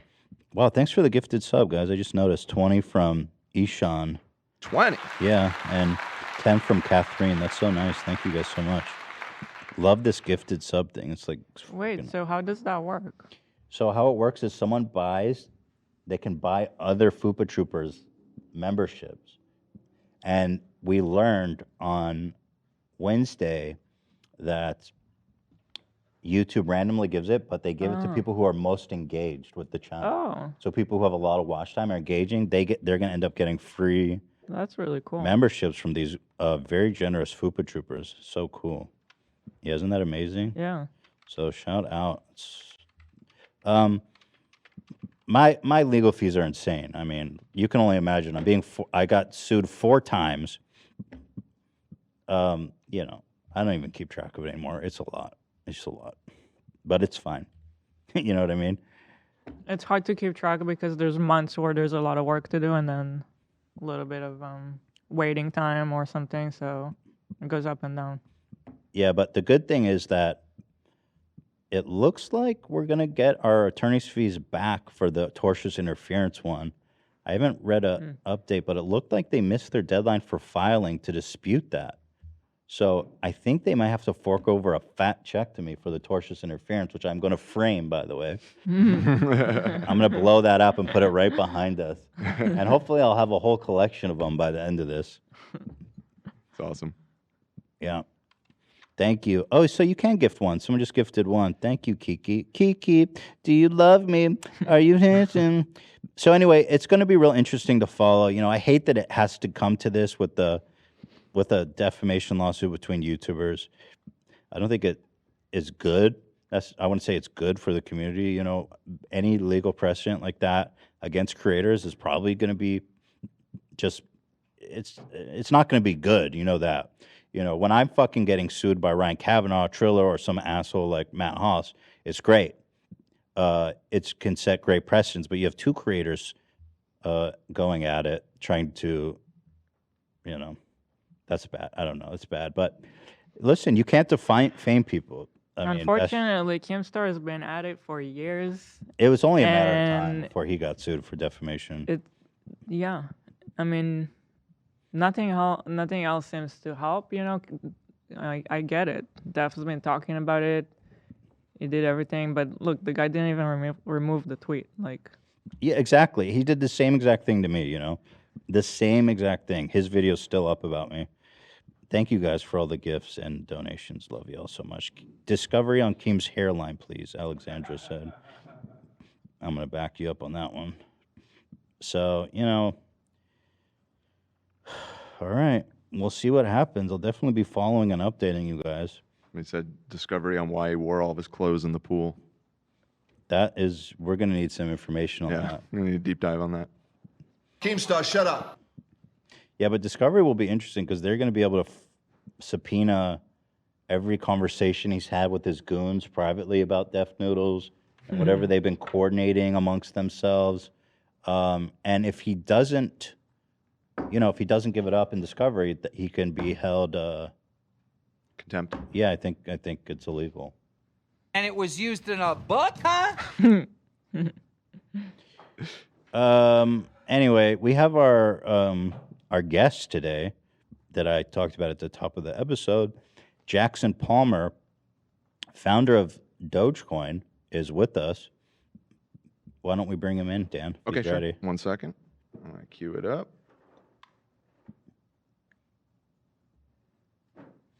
As you guys know, Dogecoin has been kind of a big deal, and it's been talked about. The likes of like Elon Musk pumped it. It was like one of the biggest kind of cash grabby cryptos. Sure, all of you guys heard about Dogecoin. And with us, Jackson is with us. Hi, Jackson. Thanks for calling. How's it going? Hello. Thanks for having me on. This is so cool to speak with you about this. I appreciate the opportunity to talk with you about it. Yeah. So, first of all, let's just start from the top. Like, where did the idea for Dogecoin come from? Was it meant to be ironic from its inception? It seems like it. Yeah, I know for sure. It started in like 2013. I was like a lot of people, like, what the heck is this crypto nonsense? And every day there was like something else coin. And so I just tweeted one day, like, I'm going to invest in Dogecoin. It's the next big thing, kind of just pulling it out of thin air. I think I'd had a couple of beers at the time. And I bought Dogecoin.com and was like, it's a parody cryptocurrency. And so it was really a joke to make fun of it. But then, a week later, my now co-founder who created it with me reached out and was like, oh, we could make it a real thing. We could put the dog logo on top of Bitcoin and, just to kind of continue the joke. And I was like, sure. And so it really did start out as this kind of really lighthearted, just kind of way to poke fun at crypto. I've always had a very skeptical kind of opinion of crypto, but then, as you all know, it kind of got out of hand a little bit. So did you guys actually did you guys put a lot of work into creating Dogecoin? Is that a lot of? No, it's not. No, it was probably like 4 hours tops. That's it? Wow. Yeah. So how does it work though? Because you have to connect it to some kind of, doesn't it need the process and you have to have code and all this shit? I don't know how it works. Yeah, but you can basically do a find and replace in like the Bitcoin source code and just change it to Dogecoin, and then you change a few numbers. You change the font to Comic Sans and you put a dog on it, and that's it. So That's incredible. It wasn't a lot of work, and realistically, both of us, who were both kind of skeptical. I think he's a little less skeptical of crypto these days, but we both thought it would like be a joke for like a week, and everybody would forget about it collectively. But so, yeah, I mean, there was the Doge meme was really popular then with that like goofy dog. And it was, I remember seeing it on Reddit and everyone was just loving the meme of it. And it was kind of weird because it disappeared for a while and then it came back like in a huge way. Is that kind of what happened? Like if I pull up the chart. Yeah. Here, let's pull up the chart of it. Let's see if I go to. It was, there was kind of like a big wave, like that first crypto wave, like 2014. Yeah, I mean, it was flat basically until all of a sudden in 2021 in February, dude, it shot up to that was so nuts. It shot up to almost $1. Mm-hmm. Yeah, that was like, crypto kind of goes in these cycles where like, it's the same grift. It's just a different kind of angle every couple of years. And so it was like, first, it was like, oh, we're going to replace the banks. And then a few years later, it's like ICOs was the big thing. And then, more recently, it's been around some of like, there was meme stocks and DeFi and NFTs and stuff like that. And I think that combined with the like Elon effect, just like shot it up. But yeah, I haven't been actively involved in it since like 2014. So, oh, wow. Yeah. So it doesn't require any maintenance, basically, from the two of you who founded it. It's just I don't know. lives by Neither of itself. us are involved in it anymore. Like he's kind of, I guess, more of the face of it. I would say, like he interacts with Elon and stuff more. But I very quickly, like after the joke got out of hand, kind of realized like who the community of people in crypto were, and tried my best to like educate people for a while around like the technology and the pitfalls of it. But then I realized that nobody really cared about that. They just cared about making a buck. And so, yeah. So just to give you guys an idea of how insane Dogecoin got, market cap right now, and it's kind of like the lowest it's been since January. It's at 11 billion, dude.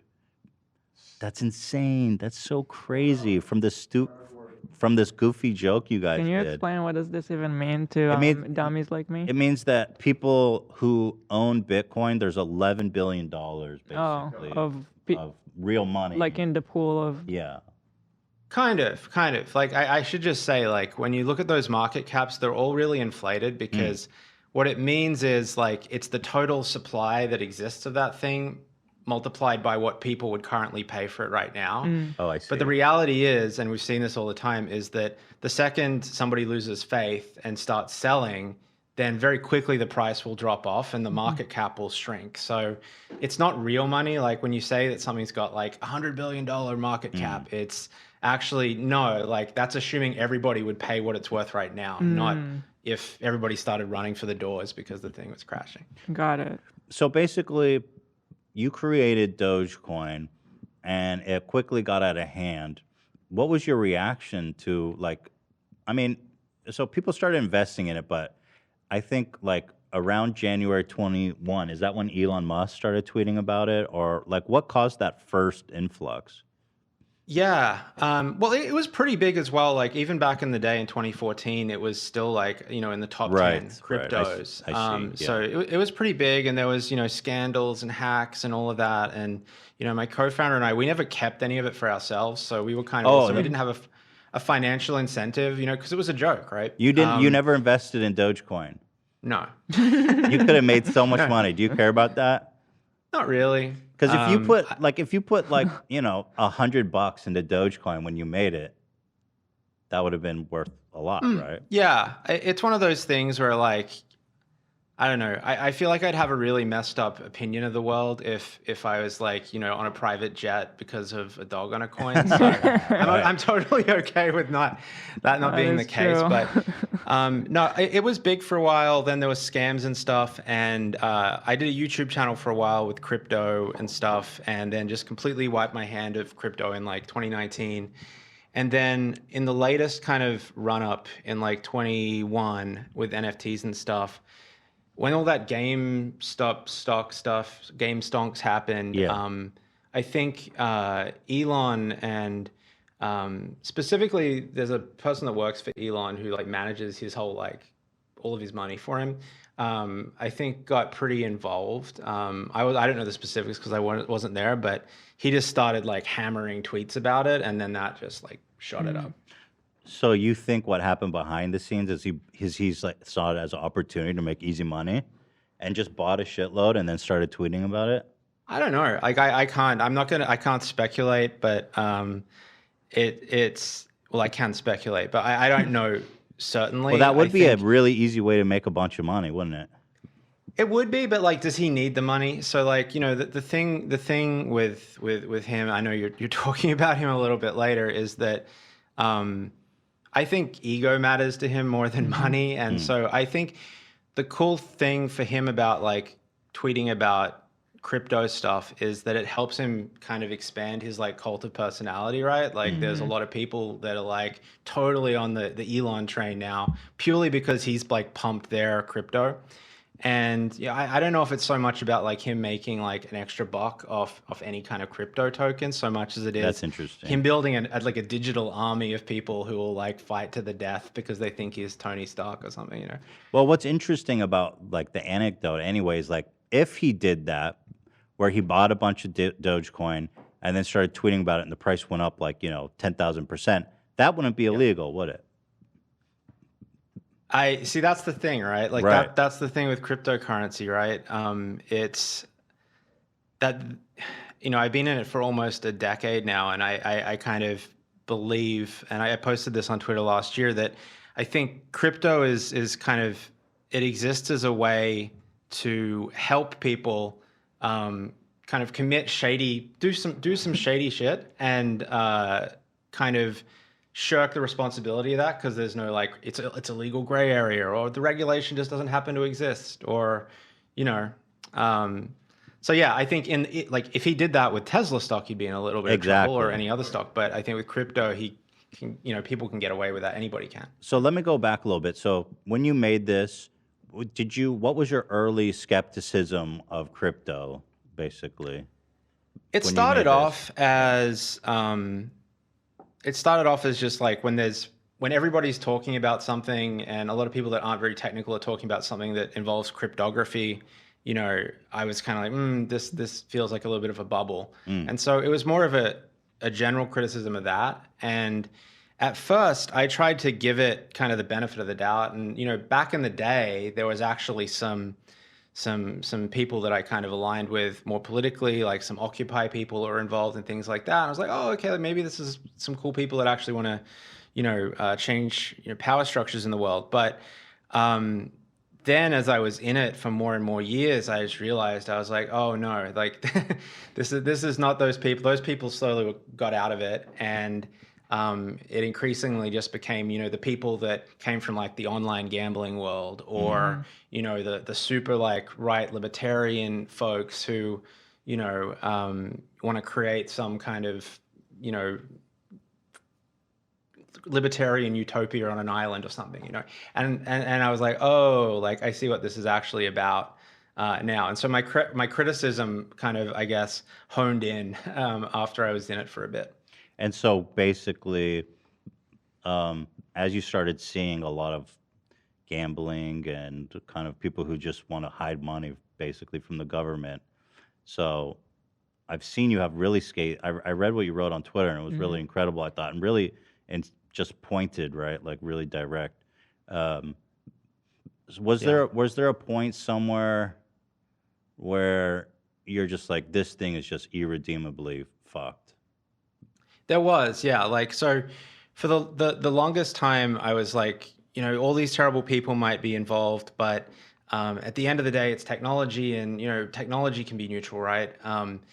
And I think when I got really deep into it in like 2018 with my YouTube channel, and I went deep into the technicals of this stuff, what I quickly realized is that not only is the promotion and the hype, kind of a grift, but also the technology itself is fundamentally flawed. It's very centralized at like every layer of the equation. And, like, whether it's people that are using like custodial wallets like Coinbase or MetaMask, which like, one company is deploying into like Chrome browsers, or whether it's people that are using like OpenSea.com, which is a centralized website, or even the blockchain, which is like powered by like a small number of Bitcoin miners. And, there's, huge centralization of the, people that own all the money on those things. Like the decentralization is really a facade. It's not real. And the technology can't really support a lot of what they claim it can, but if you say it enough, people will start to believe that something is true, right? And so the decentralization is really a lie, and it's only useful to the promoters of the technology in being a really convenient facade that they can kind of, make it harder to get caught for the shady stuff they're doing. Because they could say, well, like I didn't manipulate it, it's decentralized. And a lot of people turn a blind eye to that. Yeah, because I think a lot of the enthusiasm for crypto in the beginning, it was championed as like this new monetary system outside the traditional system, and it was returning power to the people, right? And now we had control, and everything was transparent. Anti, like the bank, right? Anti-establishment, fuck the bank. The few rich, powerful can no longer control our money. That's not happened, has it? No. And it's interesting, like I was saying earlier, that every few years they have to change like the the pitch because they realized what everybody's kind of cottoned on to what they were saying, you know. So like it used to be like, yeah, fight the power and it'll replace banks, and then they realized, oh no, it doesn't scale, it can't actually be a currency. It's like digital gold. That's the next thing we'll say. It's like a store of value. It's an investment, you know. And then they realized that actually it can drop half its value overnight. That's not like gold, right? So then like, oh, actually it's an ICO crowdfunding platform. It's way better than Kickstarter. Wait, what's ICO? ICO was like initial coin offerings that happened in like 2017. It was kind of like Kickstarter, but see. you know, and there was a lot of fraud there. But my point is that every few years they change and they try to come up with a new pitch of you know, this thing is going to democratize this. It's going to be great for the average Joe, right? And what they're really doing is just lining up a new batch of suckers who will put their money in and hand it over. And to your point about like the Wall Street thing, like if it was really about that, then you wouldn't see Wall Street and venture capitalists so invested. They as they love are, it. I've noticed that. These guys love crypto. Why do you think these Wall Street guys and these huge investment bankers and banks, just banks, love crypto so much? I think it's because, well, I think it's mostly because it exists in a world that isn't as regulated as the world that they have increasingly had to deal with in the last 30 years, right? So the SEC has cracked down, you know, since the .com boom and then the recession. You can't do a lot of this manipulation. You can't have a lot of these kind of back room kind of dealings in with publicly traded companies and or even privately traded companies. But with the blockchain, you can kind of brush it all away and say, well, it's all decentralized. Like I don't actually control that. It's in the ether somewhere. And so you can't catch me. And realistically, like regulators are like asleep at the wheel. Like the fact that a lot of the you know, scams have to be exposed by citizen journalists like CoffeeZilla on YouTube, Molly Wyatt, who runs web3isgoinggreat.com. Like if the system was working, then, you know, those people would be getting outed by the actual regulatory bodies, but instead average people have to do it. So to me, that's why venture capitalists love it, because they're like, this is great. This is And the there's Wild no West. accountability. I mean, like CoffeeZilla you mentioned, there's actual straight up fraud being committed by influencers here who are well respected people in the community committing huge acts of fraud of millions of dollars. And even after they're totally exposed, there's literally no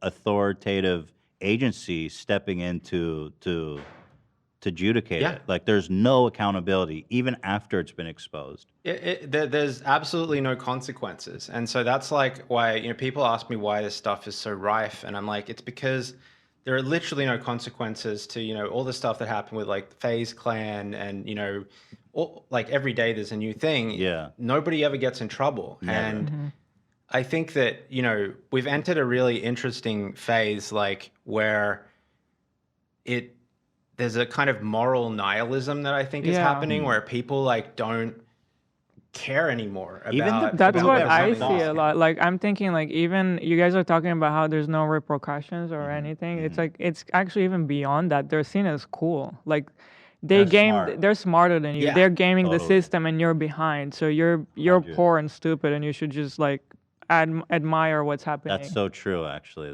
I was talking to somebody the other day, and the difference that I've noticed in, like, you know, from back when Dogecoin was first created, when I used to tell people crypto is a pyramid scheme, it's a Ponzi scheme, this is like, this is really bad, they would often reply like, oh, that's just FUD, you know, like you're making this up, like you're wrong. They'd actually debate me.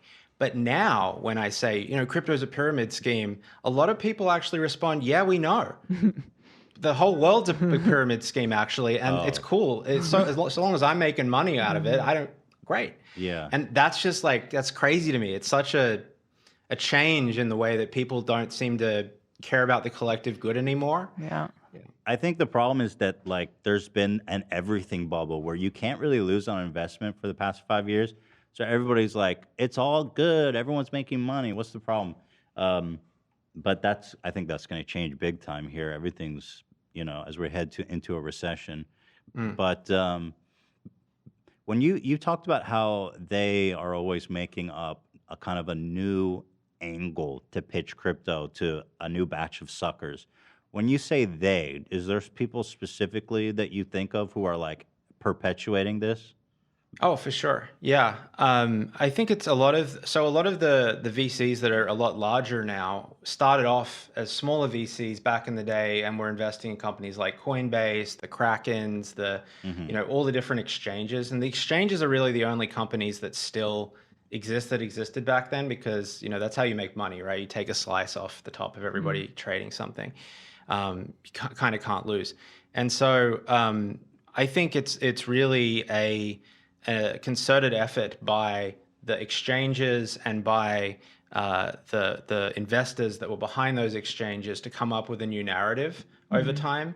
And that's in the exchange's best interest, because if you get more people in, the exchanges make more money, because the way they make money is transaction fees, like they take a slice off the top, right? And I think a good example of this is, I don't know if you've seen this, but on Coinbase, if you go in there, they actually have a whole system where they will pay you to sit and basically go through glorified ads about like so-and-so token and this other crappy token, and you'll get paid money in that token, by the way, to essentially gamble. It's a casino essentially, and they're giving you some free money.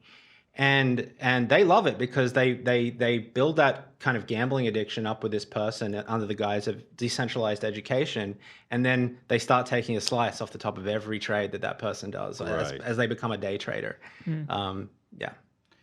So I'm curious, what do you think? There's people like these financial self-help gurus. Like, it seems like every single one of them is now in crypto. Yeah. And to them, it's a revolution. If you listen to Gary Vee, for example, crypto is going to change the world. He's getting a crypto restaurant. He's doing these V Friends, which I'm sure you've seen. He says cryptocurrency is going to be in video games. It's going to be in everything. Our licenses are going to be on crypto. Everything. Our whole world is going to be surrounding crypto. What do you think about someone like Gary Vee?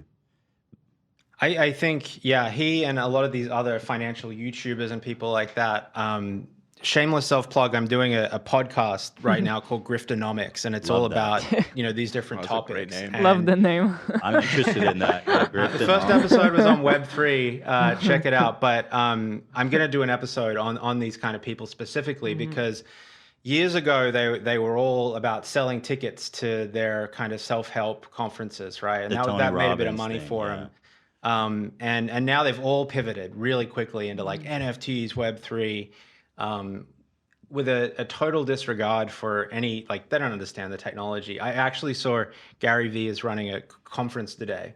And he got up and he was saying, we're going to give you all fractional ownership in this NFT, which doesn't make any sense, because like non-fungible means it's not fractional. So the guy is just, a grifter of, the highest pedigree. Thank you for saying that, because I've been saying that for years, and people, they love Gary Vee. They love him. Even here on this crew, personality. I don't judge. I don't judge the people that like him, but I feel like he's such a grifter, and it's great. Like this V Friends thing's the most shameless cash grab.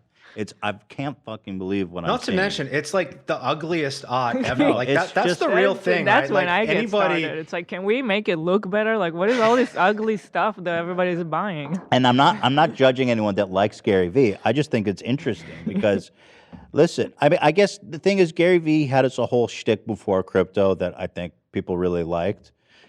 He makes out with his dad. I don't know if you've seen that. That's an interesting thing, but a separate issue. But like, you should make an NFT of that. Right. Absolutely, absolutely. But it's just I saw him talking about how he's like, I made $3 million in my sleep last night just from selling V Friends. I don't know, man. It's just. I think what it is he sells it's that cult of personality where you sell the dream that.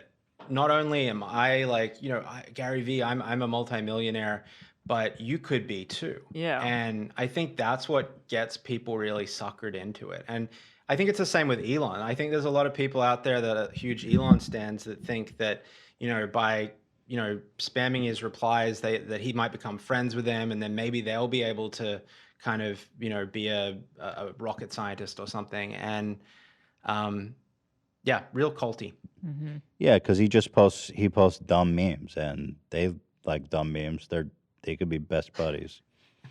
That's interesting. But do you think like Gary V's crypto utopia, decoupled from coins, he's like, we're going to be using the blockchain to govern everything in our life. Do you see the blockchain technology being anything interesting in that regard, or is it just dumb? I think it's years and years and years ago, I thought maybe it could have had legs as something.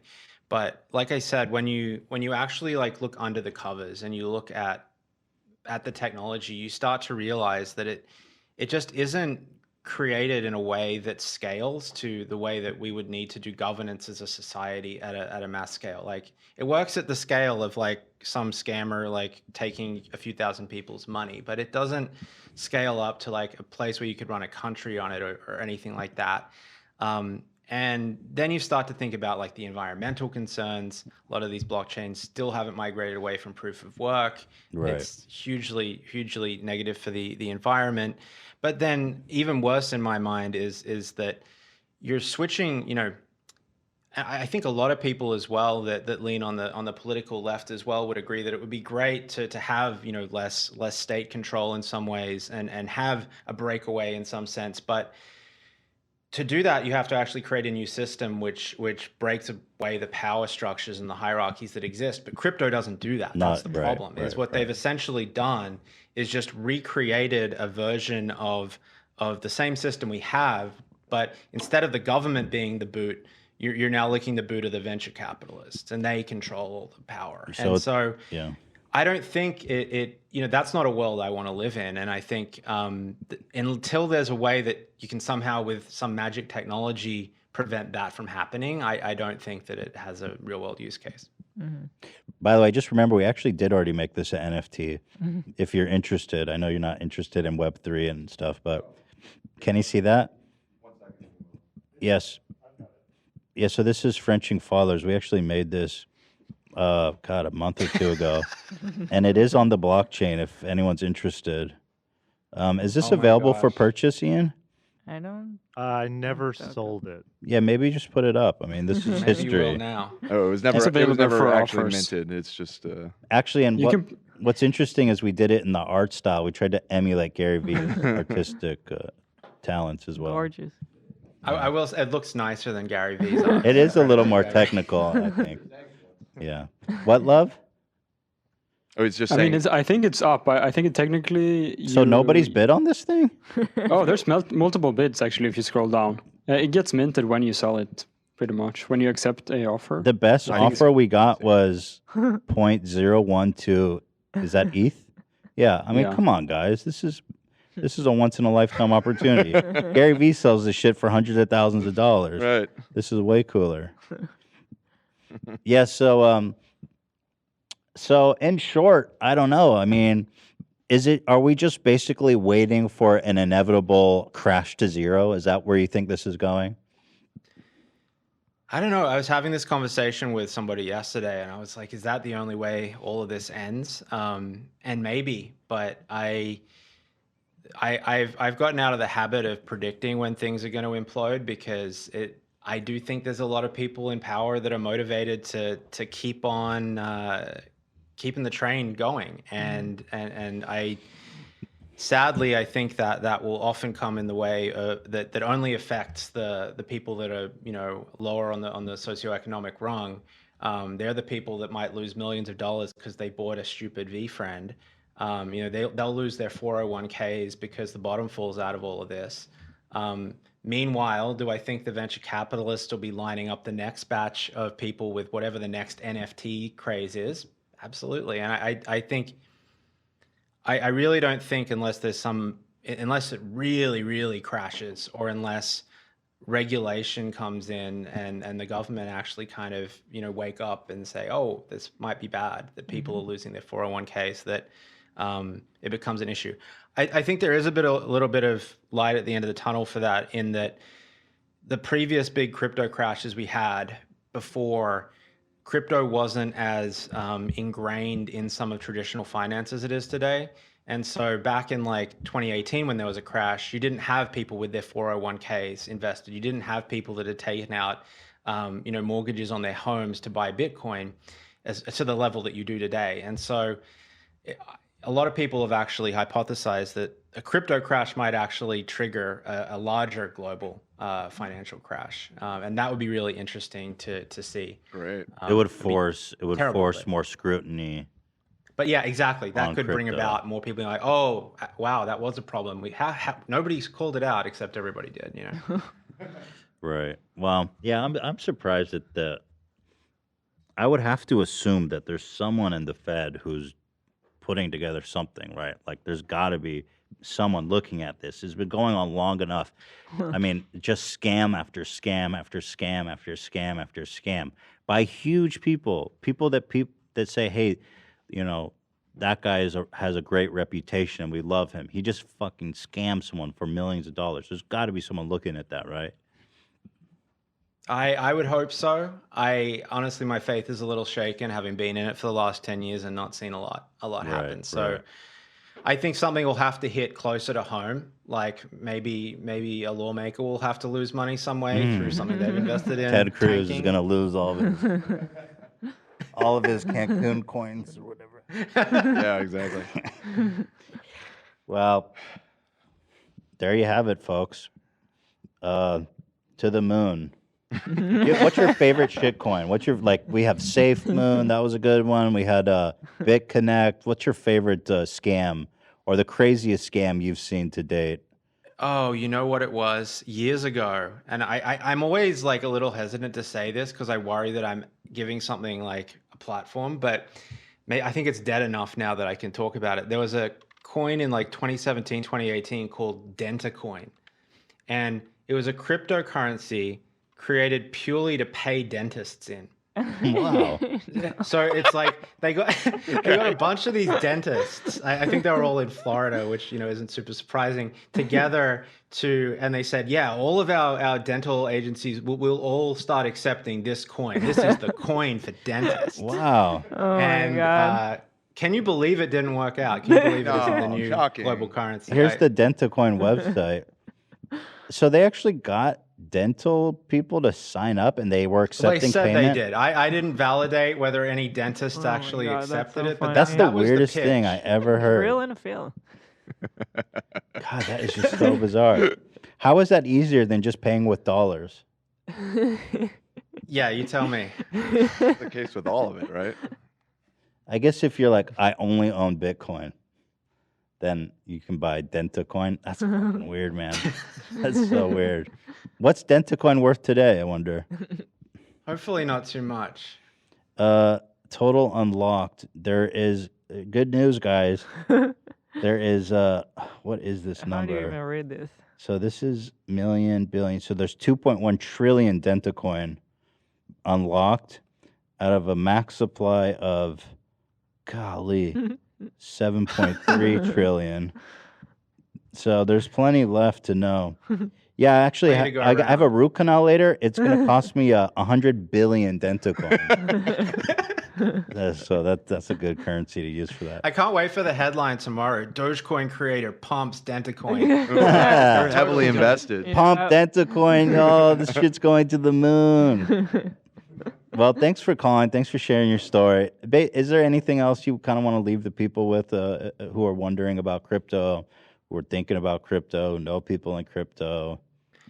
I would just say, like, make sure you go out and think twice before somebody promises you something. Just because it's got some fancy acronyms next to it doesn't mean it's a worthwhile investment. And yeah, I like I said, I'm doing that podcast, and if people want to follow it along, I'm going to have some more stuff on crypto and metaverse and all that. Plug kind your of stuff again. I'm actually going to do something on. I know you and Comrade Hassan were talking about online gambling yesterday. Yeah. I'm gonna do an episode on that, like Twitch gambling and like the Drake The whole situation. stake. Yeah. It's just all crypto. So shady. So shady. Really right? nuts. Yeah. So anyway, check it out if So, you're interested. It's give a griftonomics.com. yeah, Griftonomics.com. Griftonomics.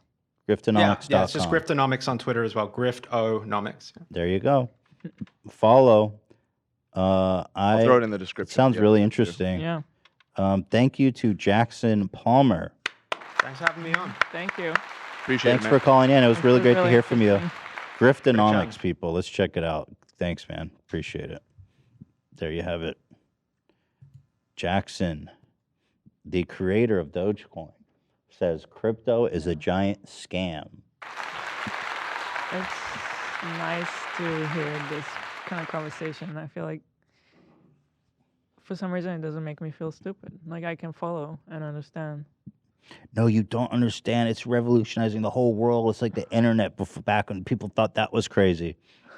You don't understand. It's not just a Ponzi. Yo, you're in trouble. That crypto shit. Yeah, but you know, so there you go. It's pretty incredible, man. If that guy though, I know he thinks it's a scam, but if he put 1,000 into Doge when he made that, bro, he'd be like 100 millionaire or something crazy. That's the only But reason he he's made a talking shit. good He's bitter. point. That's Yeah, it. he's bitter. That's the only He reason. made a good point though. If he would be flying on a private jet right now because of a Dogecoin, what would his life be? He'd drink the Kool-Aid. Yeah. He'd be like, "Yo, this He'd shit's be crazy." He'd be no, you know what he'd be doing? He'd be asking the flight attendant if he can For a buy a massage. horse for a sexual massage. Nice lead-in. Nice segue. What an interesting story, you know. Interesting guy. Yeah, that crypto stuff is kind of scary. I wonder if Jimmy Lee accepts a Dentacoin. He's missing out. That's a really good question. I'll have to ask him. Yeah. Yeah, good lead-in. Let's talk about these huge Elon Musk accusations that dropped yesterday.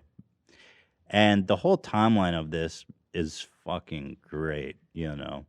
Basically, he's been tweeting nonstop about how he comes out as Republican the day before. What was the timeline here? It's So what he came out as Republican 3 hours after being contacted by the reporters and asking for comment on these essay allegations, and declared himself a Republican and warned of dirty tricks to come against him. Oh, here's the timeline. Yeah, this person wrote it up. It was really good. He goes, Elon historically donated to both Democrats and Republicans. You know, unionization efforts started gaining steam nationwide, which has a negative effect on his business. Debatable, you know. You want your workers to be happy, right? Yeah, negative on who?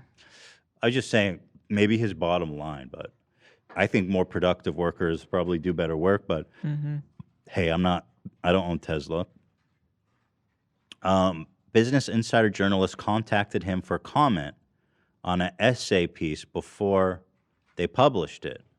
And then Elon quickly spams tweets about how political attacks are coming and it's the woke left's fault.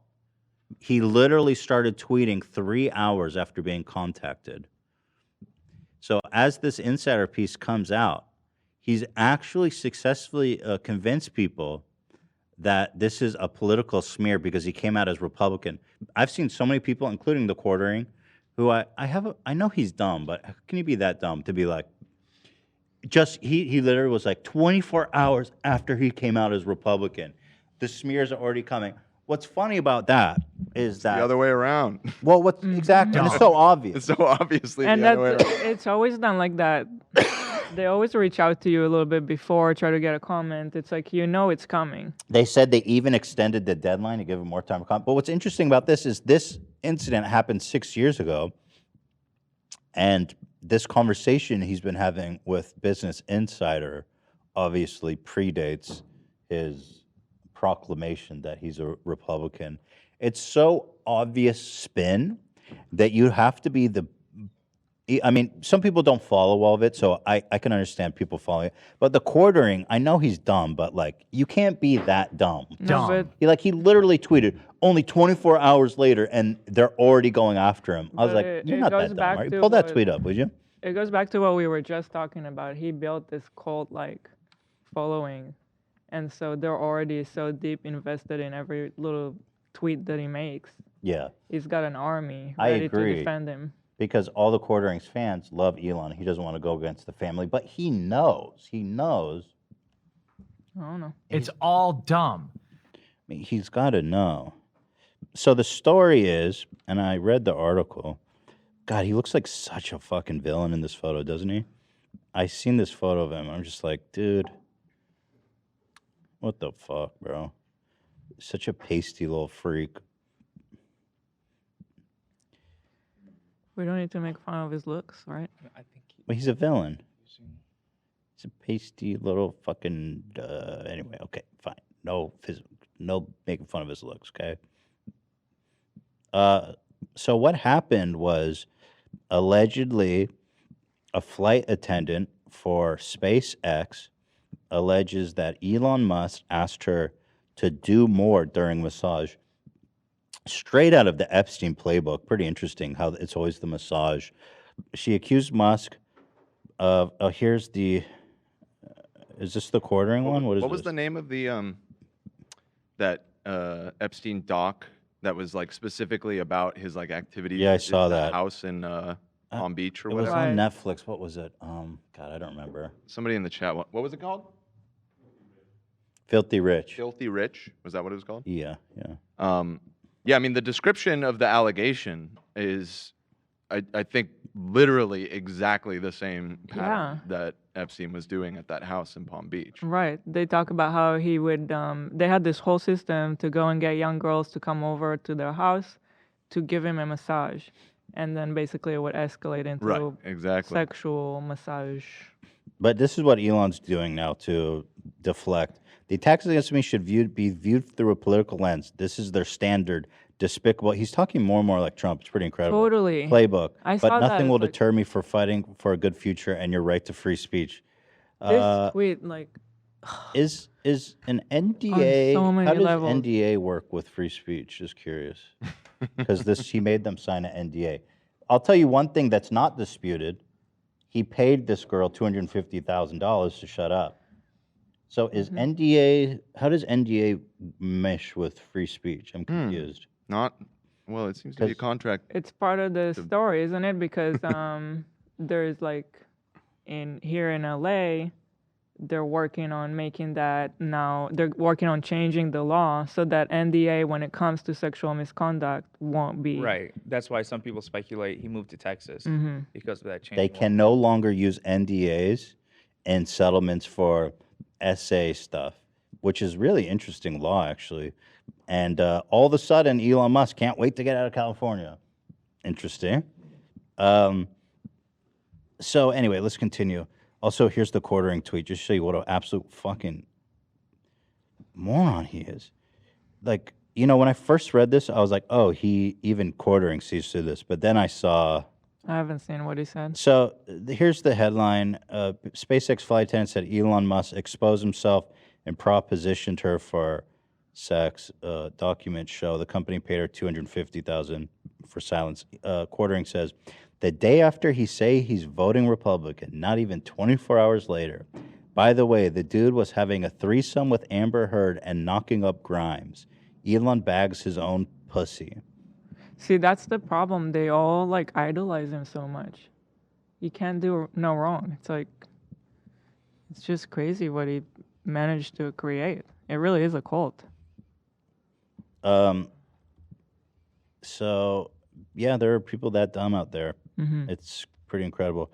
So it says that Elon exposed his, fully torqued member to her, was rubbing her leg without consent. I guess I should give a trigger warning. People are sensitive to this stuff. Too late. I already said the worst part, basically. And this is kind of the interesting part. Offering to buy her a horse in exchange for an erotic massage. Now, I was wondering, is that a good deal? Is that a good trade, a horse for a handy? I mean, I No, know well, horses are you want to expensive. actually get into that. So, what's more interesting to me about this story is also she was a flight attendant, okay? And they pushed her into getting lessons on becoming a masseuse so she can give him massages so she would be booked on more flights. Yeah, And they encouraged her to do it on her own time and her own money. Here's the quote from the article. They encouraged her to get a licensed as a masseuse, but on her own time, on her own dime. They implied that she would get to fly more often if she were to do this because she would be able to give Elon a proper massage. I thought it was kind of strange because she wasn't hired to be a masseuse. Mhm. She was hired to be a flight attendant. That's the kind of the Epstein. Yeah. The Epstein I mean, slide. You're the richest person in the world. can't You hire would a think he masseuse? can hire the best masseuse in the world. No, he wants them to do it. Pretty interesting, right? But no, but back to actually the really important question. Is a horse is that a good payment Well, for a then, handy? okay, so the reason I was going to answer that is that she kind of started to lose her shifts. So once she So it's not just the horse payment, it's really like, yeah, probably the horse was a good deal because she could have also kept her job. It's not just the horse. Yeah. But yeah, after she said no, Mhm. they cut her hours and basically fired her because she wasn't wanting to play ball. He knew that she was into horses, so he said he'd buy her a horse. No, but seriously, how much does a horse cost? I just want to know the economics of this. Seeing anywhere from 3,000 to 150,000. Yeah, I think it just depends on the breed. Seabiscuit. You ain't buying her You ain't buying Seabiscuit. You know what I mean? 3,000. I don't think it's a good deal. Well, then you got to take care of a horse. I mean, it sounds like she would be the person that would want a horse based on what it says. She was into horses, so yeah, I mean. But no, that's not a good deal because she's not a masseuse. She's a flight attendant, and that would really lower her value as a person. Right. That's the serious answer. So if she actually has a job and if she gets a salary every month, she can buy her own a horse. Right, that's the and serious have answer. Thank you. self-esteem and be, Nothing wrong with giving handies, though. if you want to. If that's what you're into. Yeah. But if you don't want to and you're coerced into it, that's bad. Yeah. But I'm just saying, if she wasn't getting to giving handies, he could do better than a horse. That's all I'm saying. I'm just trying to make a joke here, guys. I'm trying to make. I know you are, but I get so riled up about stories like that. No, you're right. I can't even make jokes. You're right, but I mean, horse semen. Maybe he should have offered her horse semen because I know that's very valuable. Right. Actually, the most valuable liquid on Earth per ounce. So He maybe should have horse offered semen. Dogecoin. She'd probably go for that. Dogecoin, yeah. Like a load of Seabiscuit's jizz is like more valuable than gold by far. Semen tastes good. So maybe he should have offered that. Just saying. Just saying. Just saying. Just saying. So yeah, Just I mean, let's see. I got some intel on this. An analysis of one of the major semen sellers, with hundreds of horses on file, show an average of $900 per dose. So I guess a load of semen is only worth $900.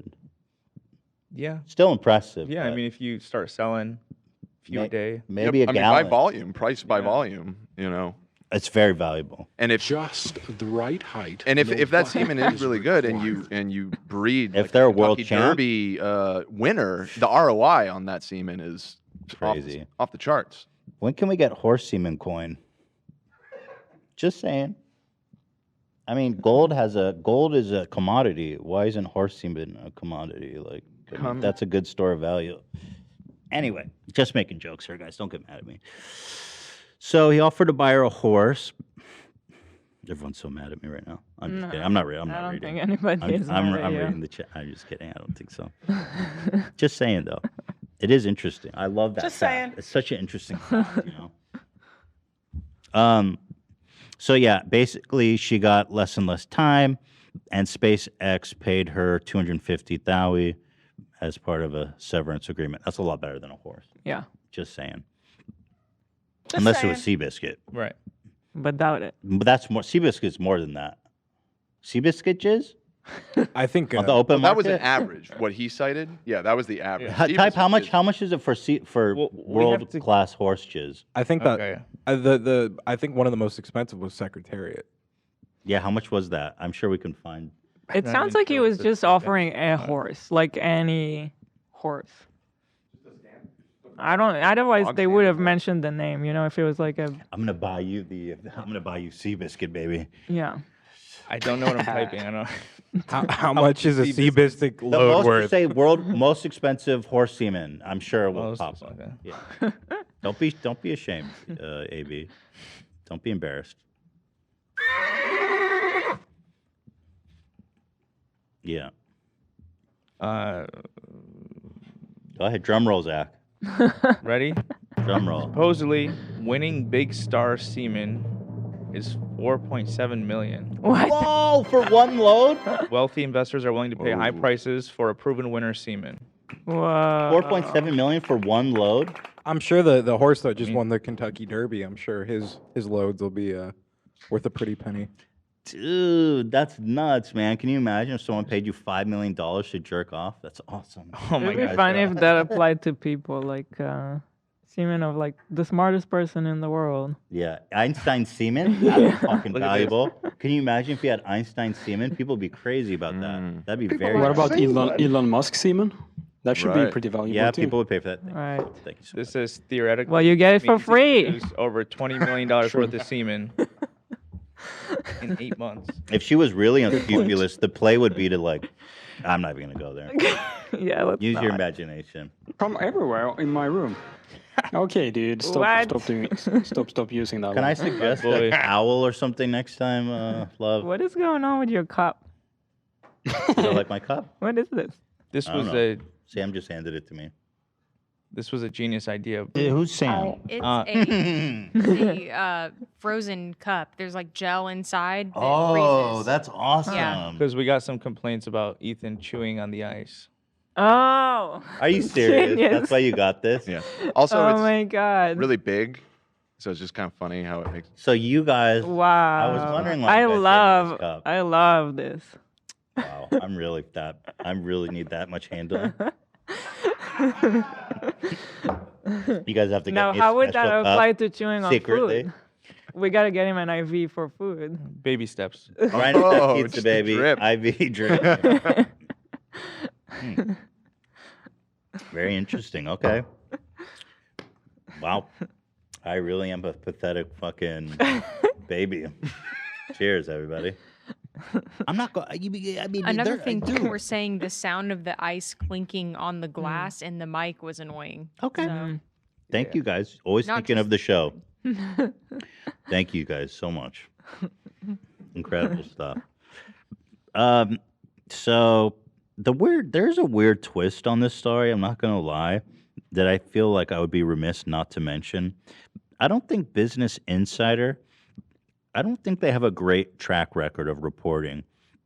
I don't think I'm the first one to point that out. And there's one really weird detail about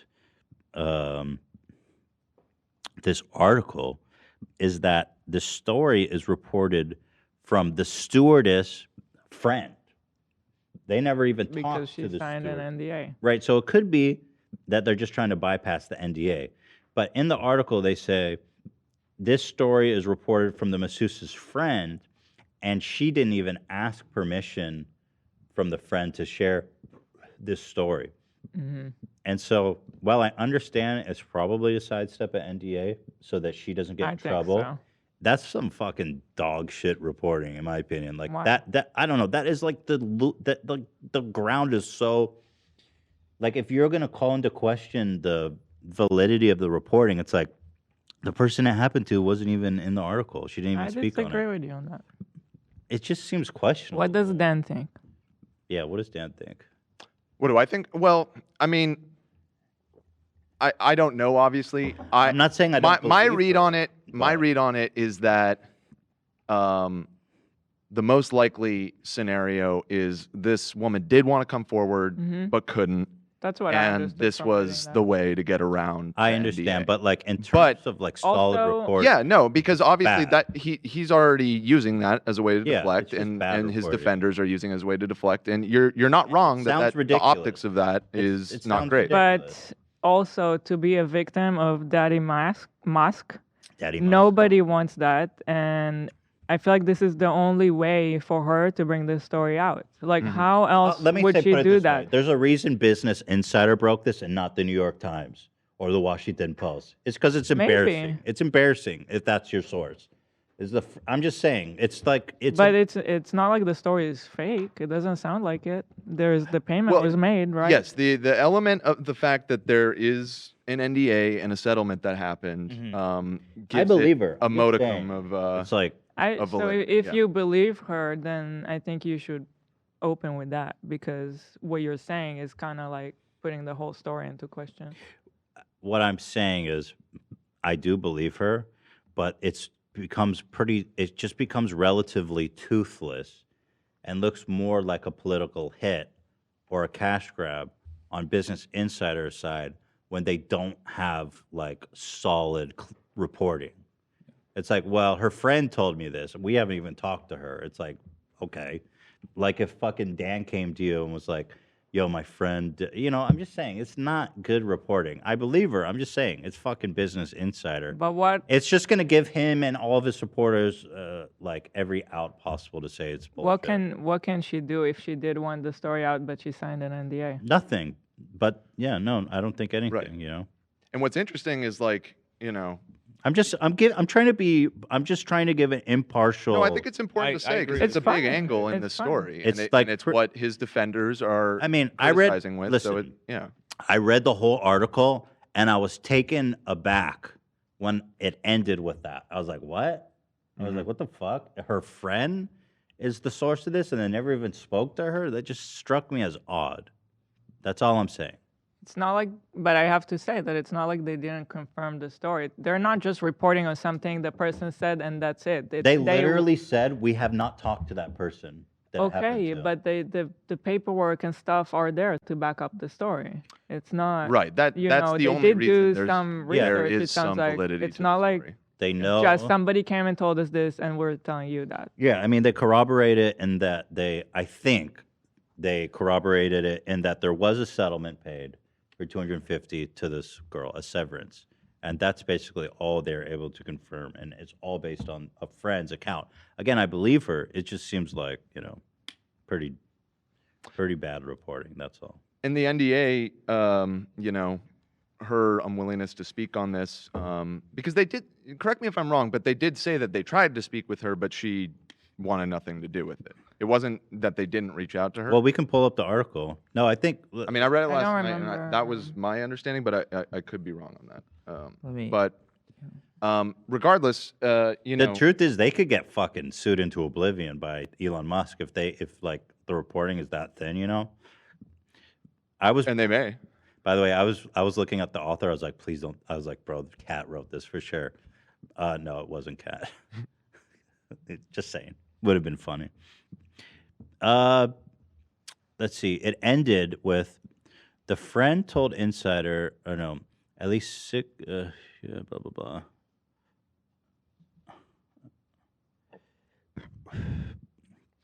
What's interesting though is one of the go-to defenses that Elon has deployed was, if this were true, describe my dick for me. Oh, pull that up. Yeah, that was. Which it's like, all right, so it's a pretty cynical thing to say when you have this person under an NDA. Like, she can't say anything about that. So it's, but I mean, I understand why he said it, because it's like, describe a scar or a tattoo. He probably has a normal looking dick. I mean, how do you describe that? Like, not everyone's got a crazy looking dick. Like Harvey Weinstein, Right. Epstein had like wild looking dicks. Apparently, It's Right, like- but right, that's a good point. But anyway, he said. But so let me read you just to touch on this important point. I think they said Insider is aware of her identity. Insider is also aware of the flight attendant's identity, but we're not naming her because she's claimed to be the victim of SA. She declined to comment for this story, the victim. Now I'll also read this excerpt. The friend told Insider that she decided to come forward without consulting with the flight attendant. I think she's doing it for her friend to not put her at risk because of the NDA. Right. that's possible, but that's not what it says. I'm just saying. Right. If you're talking about if you want, yeah, that's the best guess, right? Mm-hmm. It says, she says, as a survivor, I felt obligated to share what I had been told. And then they specifically say, unlike the flight attendant, her friend is not bound by any non-disclosure agreement. That's what Insider wrote.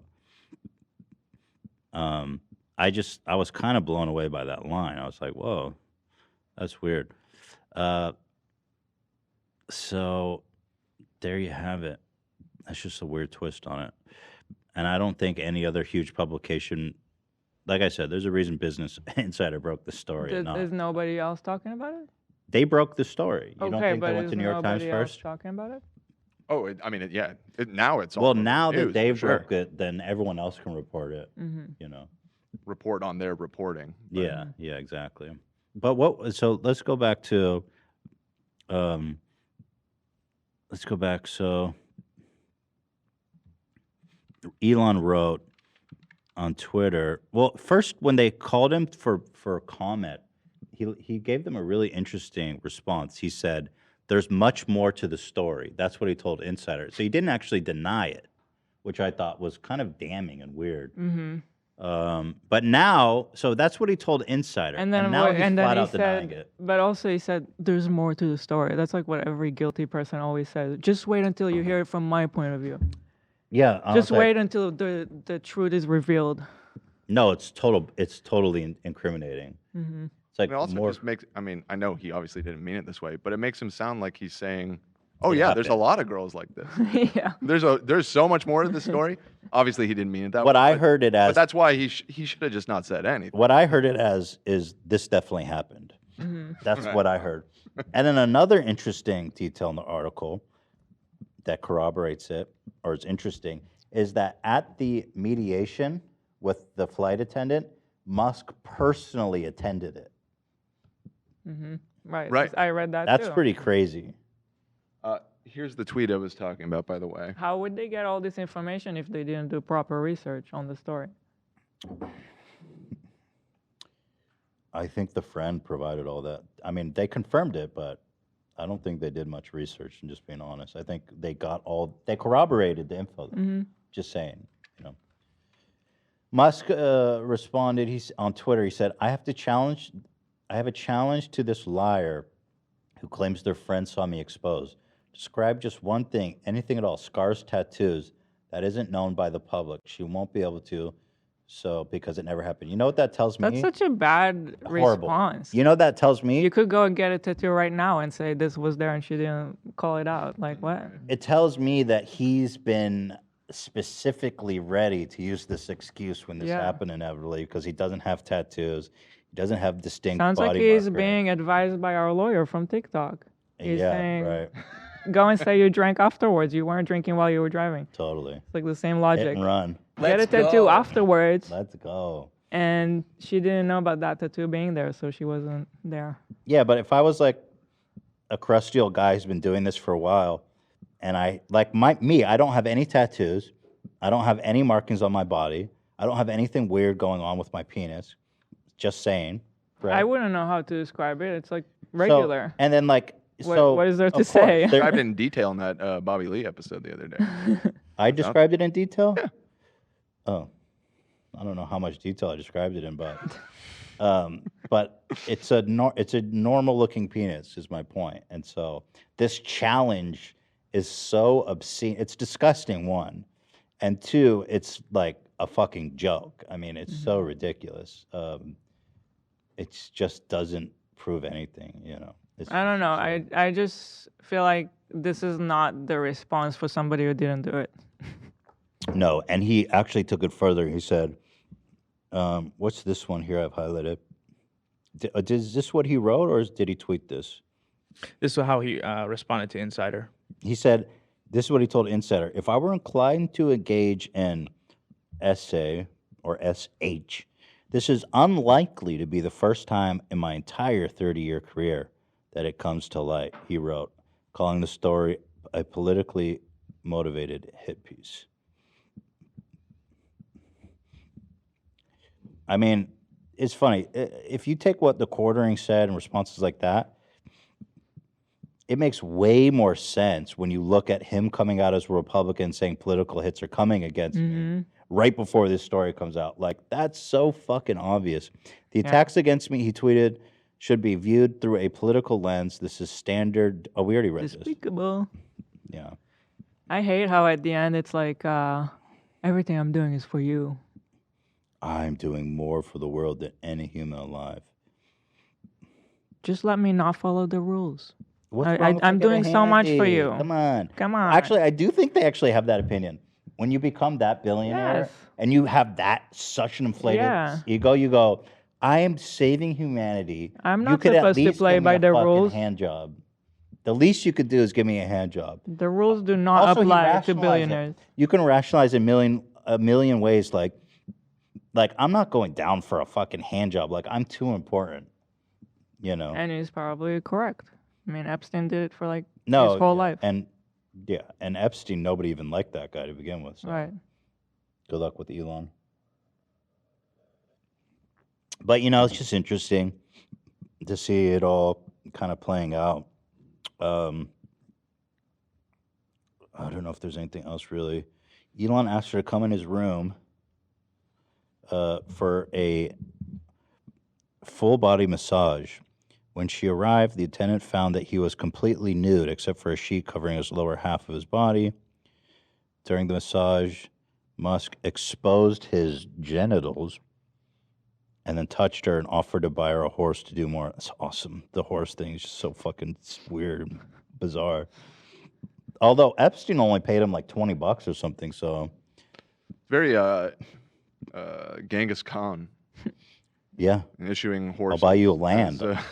I'll buy the old horse for a handy. Yeah.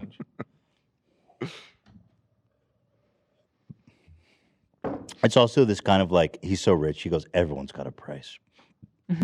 Everybody's got a price. He probably thinks himself, I can get a hand job from anybody. Well, would you jerk him off for $1 billion? Oh, I would do a lot more than that. That's what I'm saying. Yeah. Exactly. Everyone has his price. He's right. He just went too low with the horse, honestly. He should have just given her cash. Horse and a stable. Right. The stable would have come in. The stable could have sealed the deal. I'm kidding, guys. Please, come on. Don't fucking kill me here. Please, come on. Just saying. Just saying. So, yeah, so, again, in 2008, after becoming convinced that her refusal to accept Musk's proposal had diminished her opportunities at SpaceX, the attendant hired a lawyer and sent a complaint to the HR department. Around that time, the attorney's firm contacted the friend and asked her to prepare a declaration. The attendant's complaint was resolved quickly after a session with a mediator that Musk personally attended. I find that very interesting. He went there in person. That's pretty intense. This is a busy guy with a huge inflated ego. He doesn't show up to shit unless it's important. The matter never reached a court of law or even arbitration. In November 2018, Musk, SpaceX, and the flight attendant entered into a severance agreement for $250,000 in exchange never to sue, and I'm sure it had a nice juicy. The agreement also included a very restrictive NDA and non-disparagement clause that barred the attendant from ever discussing the severance payment or disclosing any information of any kind about Musk or any of his businesses.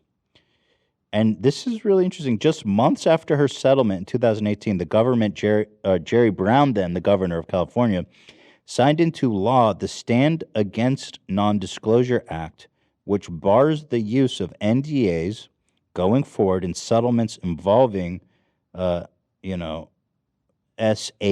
discrimination, or assault, unless they are requested by the plaintiff. Now, what's the timeline of Musk wanting to leave California? It was a few years later, and yeah. I didn't know about that, Bill. It's pretty cool.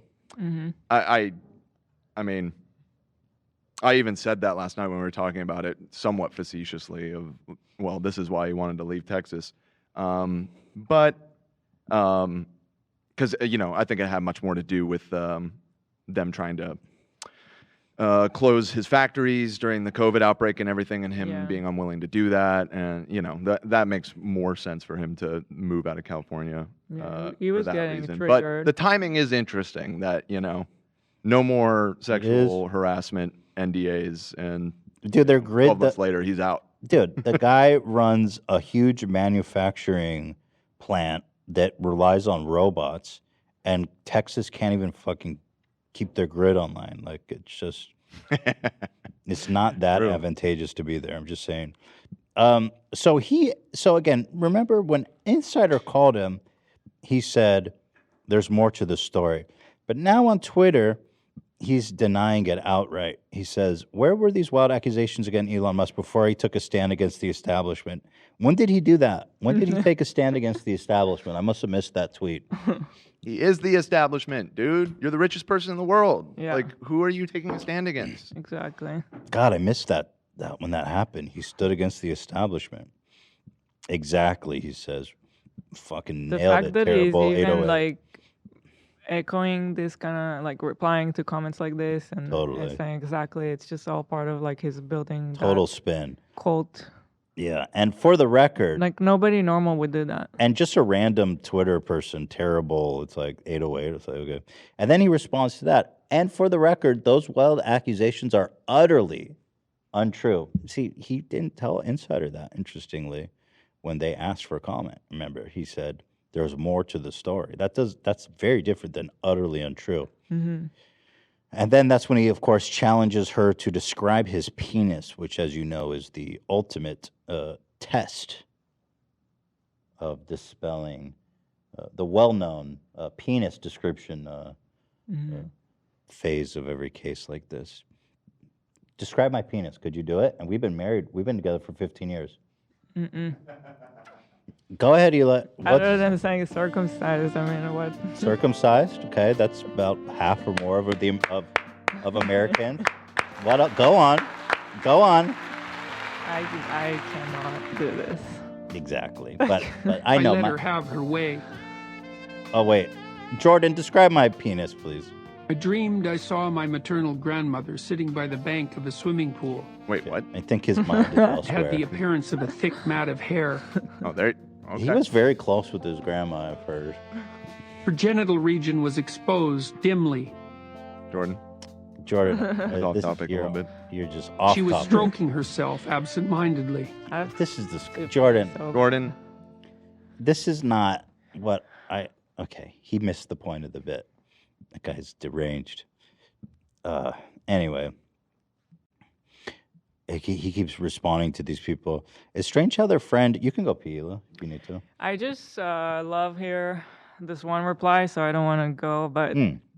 Let me read it then. It's strange how their friend is the one who came forward years after it supposedly happened while claiming they can't stay silent. It's a story based on hearsay. My friend said no proof. Exactly, Elon said. Moreover, the friend in question who gave the interview... Wait, what's that? Business Insider. Okay. BI. Yeah. Is far left activist. Oh, the friend is a far left activist actress in LA with a major political act to grind. It's like, okay, dude, like, shut up. That's just like stupid. That's just weird. That means he knows who's the friend and he looked her up and what she's well, into. Whatever he knows, he's just the way he's framing it. He's just trying to play. And then whole narrative. the fact that he even replied to this at all and said exactly, and it's like, well, you know that you made them sign an NDA. So what do you mean exactly? It's like if the girl wanted to tell the story herself, she can't. Yeah. What happened to free speech, though? Where are you gonna mention that? I mean, He's you're the fighting for one- free speech. Yeah. Right. NDA. He's doing it for all of us. NDA is you can't speak when you sign an NDA. That can't be That's right just, because Elon Musk is a free speech absolutist. No, that's just when it comes to enemies of the Musk, right? But if we're in it, we shouldn't worry. Right. He says absolutist, though. He says, I'm fighting for speech for everyone. Does that include the girl that signed the NDA? Except Not, enemies. not you. He goes, free speech for everyone, not you. I was saying free speech for everyone, not you. You signed NDAs. No, it was, so he said, did you respond to Business Insider? He said, no, it was clear their only goal was a hit piece to interfere with the Twitter acquisition. No, if anything, first of all, Business Insider, the only thing they're after, I'm being honest, is just getting clicks for the website. I don't think they care about And the Twitter then acquisition. he's saying the story was written before they even talked to me. So, like, how much before? Was it before the Twitter acquisition? That's normal, by the way. You write the story. But he's blaming it on the Twitter acquisition. When did the story come up? I don't know. I have no idea how long they've been It writing. would be interesting to find out. But that's how it works. I mean, you write the article and then you reach out for a comment. But I'm just being honest. Business Insider is far from. Like I said, there's a reason the New York Times didn't break this story. I think that's a fair point. That's fine. Yeah. I get that. But I just want to, in my opinion, it just doesn't mean that the story's not real. No, of That's course all not. I'm Of saying. course not. Of course not. But yeah, this is interesting because he says he didn't tell them anything, but Business Insider explicitly says he said there's more to the story. So I don't know if he's going to sue them. That'll be interesting as well. A lawsuit could backfire on him, though, because then he has to do a discovery. Mhm. And basically all the NDA and all the meetings and stuff basically becomes public, I think, at that point through discovery. Right. I don't think he's interested in that. But that's or based on the flip side, without even a lawsuit, I mean, can't This will do nothing to him. Can't he just say, I release this person from all NDAs? so You that we absolutely can could. clarify? Absolutely. He could absolutely release her from the NDA. In fact, he If should. he didn't do anything, I mean, I don't see why not. He absolutely should. Yeah. If he's innocent, he should release her. But I don't think it's going to matter. He made this really shrewd and intentional decision to join the basically anti-cancel culture, pseudo-free speech guys. I mean, look, Trump was accused by like 13 different women. Yeah, didn't matter. You know what to I them. mean? Yeah. I mean, these guys become untouchable once they come into this crowd, this right-wing crowd, MAGA crowd. It's like you can't do anything. You know, it's the worst thing you could do if you're a MAGA crowd is probably say something nice about Obama. Or like, I don't know. Be gay. Being gay is bad. Yeah, that's a tough one. That's a bitter pill to swallow. Thank you, Dan. But anyway, that's the story. And Elon is just gone, you know what I mean? It's kind of crazy. He's just down the meme hole now. Here is, by the way, what in the fuck is this? You guys see this Sports Illustrated cover? Now, this is a beautiful Mamma Mia. Awooga, awooga. Humana, humana, humana. I love me some Grammy milkers. Graham Peterson shows off her soft, handmade paintbrushes. Wait, are those her pubes? Oh, no. Man. Oh, God. Those It are had the appearance of a thick mat of hair. Those are definitely her pubes. Oof, that is just a demented mind. My maternal grandmother sitting by the bank of a swimming pool. This is just disgusting, man. I let her have her way. God. Unbelievable. Wow. That man is severely disturbed. Exposed dimly. There you have it. Yeah, there it is. What else? Since we're between stories, I'll just acknowledge this donation. It just came through from Ishan Kumar, a $5 donation, an ICU doctor, been family for years. I caught COVID on the line of duty, resting and watching the podcast. Shout out to AB from Michigan, by the way. Thanks, Ishan. Shout out to all the doctors out there. Do you want me to give AB like 12% of that donation, or just let me know? You want to split that up at all? Let me know how you want me to split that up. Yeah. Thank you so much. Appreciate you. Shout out to the family. Shout out to the island. How long we been going, Dan? 2 hours, 37 minutes, and 59 seconds. So let's see. Let's go back to there's some stuff we missed. from the beginning. Wally P sent us a message. This is interesting. Why have we not already coordinating a meeting with him? What's going on? What's Well, the I holdup? think because we haven't yet acknowledged it on the show, and I think now that we're doing so, this is our chance. He's going to see this. We can tell him how to get in touch with us. Because they didn't give any contact details. Well, go ahead and watch this video, and you tell me if you know what to do with this. Okay, so now Wally P, we've been trying to get in contact with him for years.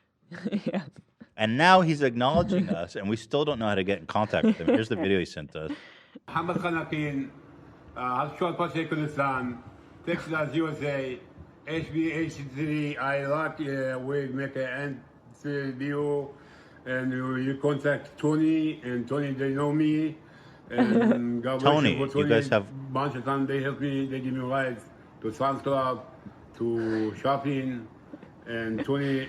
Can I just say, he Oh my would crush on God. Cameo. He would crush on Cameo. That is so true. Dude, his cameos would slap so hard, man. Yeah. Okay, but so you guys aren't in touch with Tony? Not yet, but Tony, if you see this, which since you're aware of us now, I'm sure this is going to get back to you. Wait, didn't he post on our subreddit before? Huh? I thought Tony posted a video of Who is Wally Tony? P.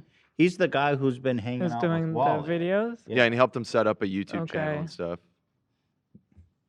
Because Okay. he's just been on TikTok up to this point. Tony, I thought- Dan at h3h3productions.com Yeah, is my please. email. Please send me an email. We'd love to talk to you. We spoke to someone else that supposedly knew him, but that was That was, yeah. Do you know what state they're in? Texas. Texas, because I would like to set up a mobility scooter race. Oh, interesting. Because now that I learned he's on a mobility scooter, yeah. Would you fly there for that? Hmm. Because I think he would have to go there. I don't think he would come. Yeah, I don't. Is that worth a trip out there, though? Might be. Thinking about it. It might be. It may be. I don't know. If you don't want to go, me and Zach will go. We've Yeah, been maybe chasing- I can gladly. We've been chasing. Yeah, I was going to for say, maybe I can so send. long. You and Zach, did you really just cut me out of this, AB? I'm sorry. But I You will- know how I feel about Wally P. Dan is a big advocate for it, but me and Zach, I think, have sat through his live streams for hours. Wait, hold on. Love says he has in contact with Tony. Is that right, Love? I'm not in contact with him, but I know he's a member of the Wally Discord that I'm a member of. Oh, okay. So, okay, well, deep- Love, yeah, I'm- DM him. All right. maybe we can let's pay. get the ball so rolling. maybe, Texas, he could. He probably is too big for an airplane. He's a big guy. Yeah. But it's possible we could get them to drive or take a train or a bus or something. But think a he nice would way. wanna There's put gotta be- himself We through could that, charter a though. nice car so it's comfortable for him. Maybe we could get him like one of those luxury Mercedes we can rent. Like where a it's, touring real bus? comfortable. Yeah. Right. I'm just saying there's got to be a way. What if we do a whole rap to the touring bus with like Wally? Custom decals? Yeah. The Wally P touring bus? Yeah. Dude, that's kind of epic. Actually, we can even get a disability one where he can cruise in with his mobility scooter and everything. A disability mobility. I'm just saying, we can work. We can figure this out. All right. Well, let's speak to him. Let's first. get creative. Right. Take that Just step. maybe I'm getting ahead of myself. Yeah, I'm putting the mobility scooter before the horse, as the they handheld say horse. of old. The saying of old. Yeah. Best friend like AB, like AB? Christina, and thank you and God bless you. I heard AD and Casina. I heard Christina. Is he talking about your mom's house? But it's Did they addressed talk to about us. him too? I don't know. I've got his chant. I got his chat chanting family and like H3 before, but that's my only connection to him. That's the only time I've ever even got close. Well, we're getting Well, closer. I think you got acknowledged. I mean, we're getting closer and closer to the elusive Wally P. This is coming to fruition. Perhaps the hardest guest in the history of H3 to Right. pursue. I mean, it's probably been over 2 years of talking about Wally at this Wow. Yeah, almost We 2 just- years. point. Yeah. The hunt for Wally P. We could make an interesting documentary about this, I think, in the end. I mean, what we've been able to puzzle together about his life, it seems like he's had a wild one. Let's put it lightly. I was in contact. I guess I won't. Yeah, I won't say, but someone very close to him, and I'm just gonna leave it at that. Yeah. Well, what did they say? I'll tell. Like I said, I'll tell you off the air. Yeah. Yeah. Oh, you don't have anything. Mm. Okay, interesting. think we just I need thought to you were gonna. consult. Okay. Well, it's all coming together. 20 gifted subs from Frederico Anderson just now. Thank you so much. 20. That's so 40. freak. Wait, did he do it twice? Yeah. Oh, my God. I missed the other one. That's so generous, man. And shout out to the. 40? Bruh. Thank you so much to Frederico. That is just so nice, man. The gifted sub is so nice. It's so family. I just love it. It's such a good vibe. Mm-hmm. By the way, we should plan when we're gonna want to do the Tiptoes movie members live stream. We want to come back in on a Saturday again and watch the movie about. The one with What is it Gary called? Oldman as a Is little it- person? Is it Tiptoes? Yeah. Oh, it is Tiptoes. Yeah. Where Gary, in the role of a lifetime, Gary Oldman pretends to be a little person and walks on his knees all the time. Didn't you see the trailer for that? I think maybe. Dude, It was a meme on the show a long time ago. Long You time definitely have ago. seen it, but it Yeah. was years ago. But it came up again recently. So Okay. They said in the trailer, the role of a lifetime. So this weekend we have plans, right? Yeah. But next weekend potentially. Well, let me see. we'll figure it out. It'll we'll be have to. soon. Well, I just want to put on a show for all of our new maybe family next members, but weekend. Yeah. But that'll be fun. Actually, the members live stream gives us an opportunity to do stuff we would never do. Yeah. Right. Mm-hmm. I think a lot of members will be really happy with Another behind the 20. scenes tomorrow because there's huge names in it. Like, yeah. Wait, what? There's a lot of big names that are going to be in the behind the Oh, scenes the tomorrow. BTS is dropping tomorrow. It's going to be, yeah. I mean, AB was in there with all the big boys, right? Yeah, they had like a big mixer and everyone was there. Critical and Zach Lewis is gonna be in the behind the scenes. Did you too. get a comment from Critical? no, I didn't. You just got a shot of him. I Did you get a shot of You him? just looked at him from across Did the you? A creeper little shot. creep shot. No, actually, me and him are talking in the background, and Lena's recording my brother hitting this punching bag. It's sick stuff. It's there. Yeah. Wow. You did capture his voice. That sounds like riveting stuff. Conversation begin. So there you guys. They're quite a pitch to the BTS coming out this weekend for all of our wonderful members. Another 20 gifted subs from Annalise. Whoa, Annalise. Dude, oh my God. That's crazy. Thank you so much. Family forever. I just got a response from Tony, by the way. That was fast. Whoa. Yeah, Okay. he's on it. Yeah. Oh. Oh, he's on it. Okay. All right. Oh, and here's the preview of the bus that we're going to put together. Okay, there.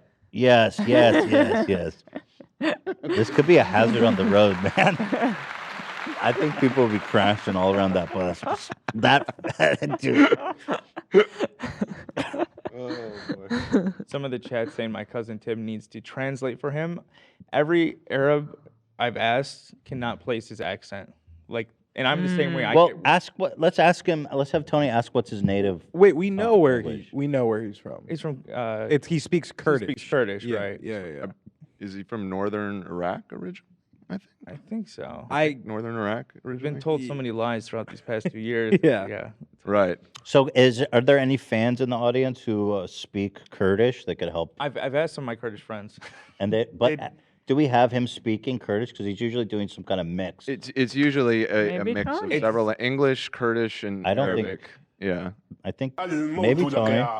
Yeah. So if anyone out there speaks Kurdish and Arabic and Walian, contact us Walian. because we're definitely going to need a translator if we want to have a serious. There's multiple dialects of Kurdish too. Oh, which makes it even worse. Play that again, Zach. And if you know what he's saying here, Well, he says chinga tu madre, which is Spanish. He throws, wait, he does live in he's lived in Texas for a long time, so I'm sure he's picked up Spanish. I think he could get by with Arabic and English. we need a whole panel of translators on standby. Somebody said I can speak Chinese if that helps. Yeah, I why think not? it would. We'll take what we could get. Join the panel. Like Lena could piece together most of the time what he says, but it takes a while. Okay, interesting. So Okay. here we have an in-house translator. Thank you so much to Elon's crotch rot, who just donated 20 gifted subs. Thank you Elon's so got much. that crotch Elon's rot. crotch rot, ladies and gentlemen. To the family. You know, you get that crotch rot. I sure do, buddy. I sure do. Get that crotch rot. Yep. So anyway, let's keep going. Let's just clear the dock since we're here. You know what I mean? Let's clear this B out. This is abrupt chaos. Let's see what we got here. Oh, I've seen this. I have seen this, and I'm curious. Like, you know, I thought to myself, what would I do if this happened to me? Oh shit! Oh shit! Oh shit! Oh shit! Oh shit! Oh fuck! Fuck! Fuck! Fuck! Oh fuck! Fuck! Fuck! Fuck! I don't know what to do, guys. I don't know what to do. Forget about the camera. Shit! I love she's still putting. Oh, she's live streaming. Yeah. I love that she's staying focused on the goal. What is she doing? I don't know what to do, you guys. Get Guys, a I don't know what to towel. Don't you like just like turn it off with a towel? I don't know because it's a grease fire. Didn't we learn with your brother baking soda? Yeah, baking soda. Throw Let's baking put it out. soda at it. Yeah. Shit! It's already going out, so I think she's fine. Oh my god! I don't know what to do. Is on fire. You're good. You're good. Just chill. Nothing is on fire. I need a fire extinguisher. What, Ela? What? Nothing is on fire. I Yeah. repeat, nothing is on fire. Good Bad. Good advice. God.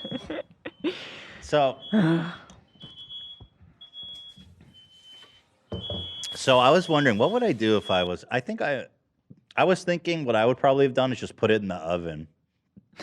Because you know it's not going to burn anything. Okay. I would probably just throw it in the oven, Well, close it. isn't the right thing to do with a grease fire like that to either smother it or cover it in some way? I think yes, or put baking soda on it. We learned right. That'll immediately put it out. But I'm just thinking, I'm there panicking. I need to make a snap judgment. I'm throwing it in the oven and closing it. There's probably worse things to do than that. Yeah. Just get it out, get it in the oven. You know, I think the worst thing is to try to talk dump to it your in chat. The sink. Dump it in the sink, which is what she did. Obviously, the biggest sin when you have a grease fire is to throw water on it because that just makes it explode everywhere. She was so concerned with like still entertaining the show. Yeah, God bless her. She's a true entertainer. Maybe take the cutting board and put it on top of the pan. Could have been a good play, right? To smother the flame.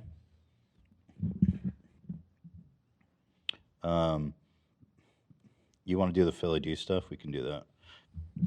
Let's see. Philly B's been talking. Philly D.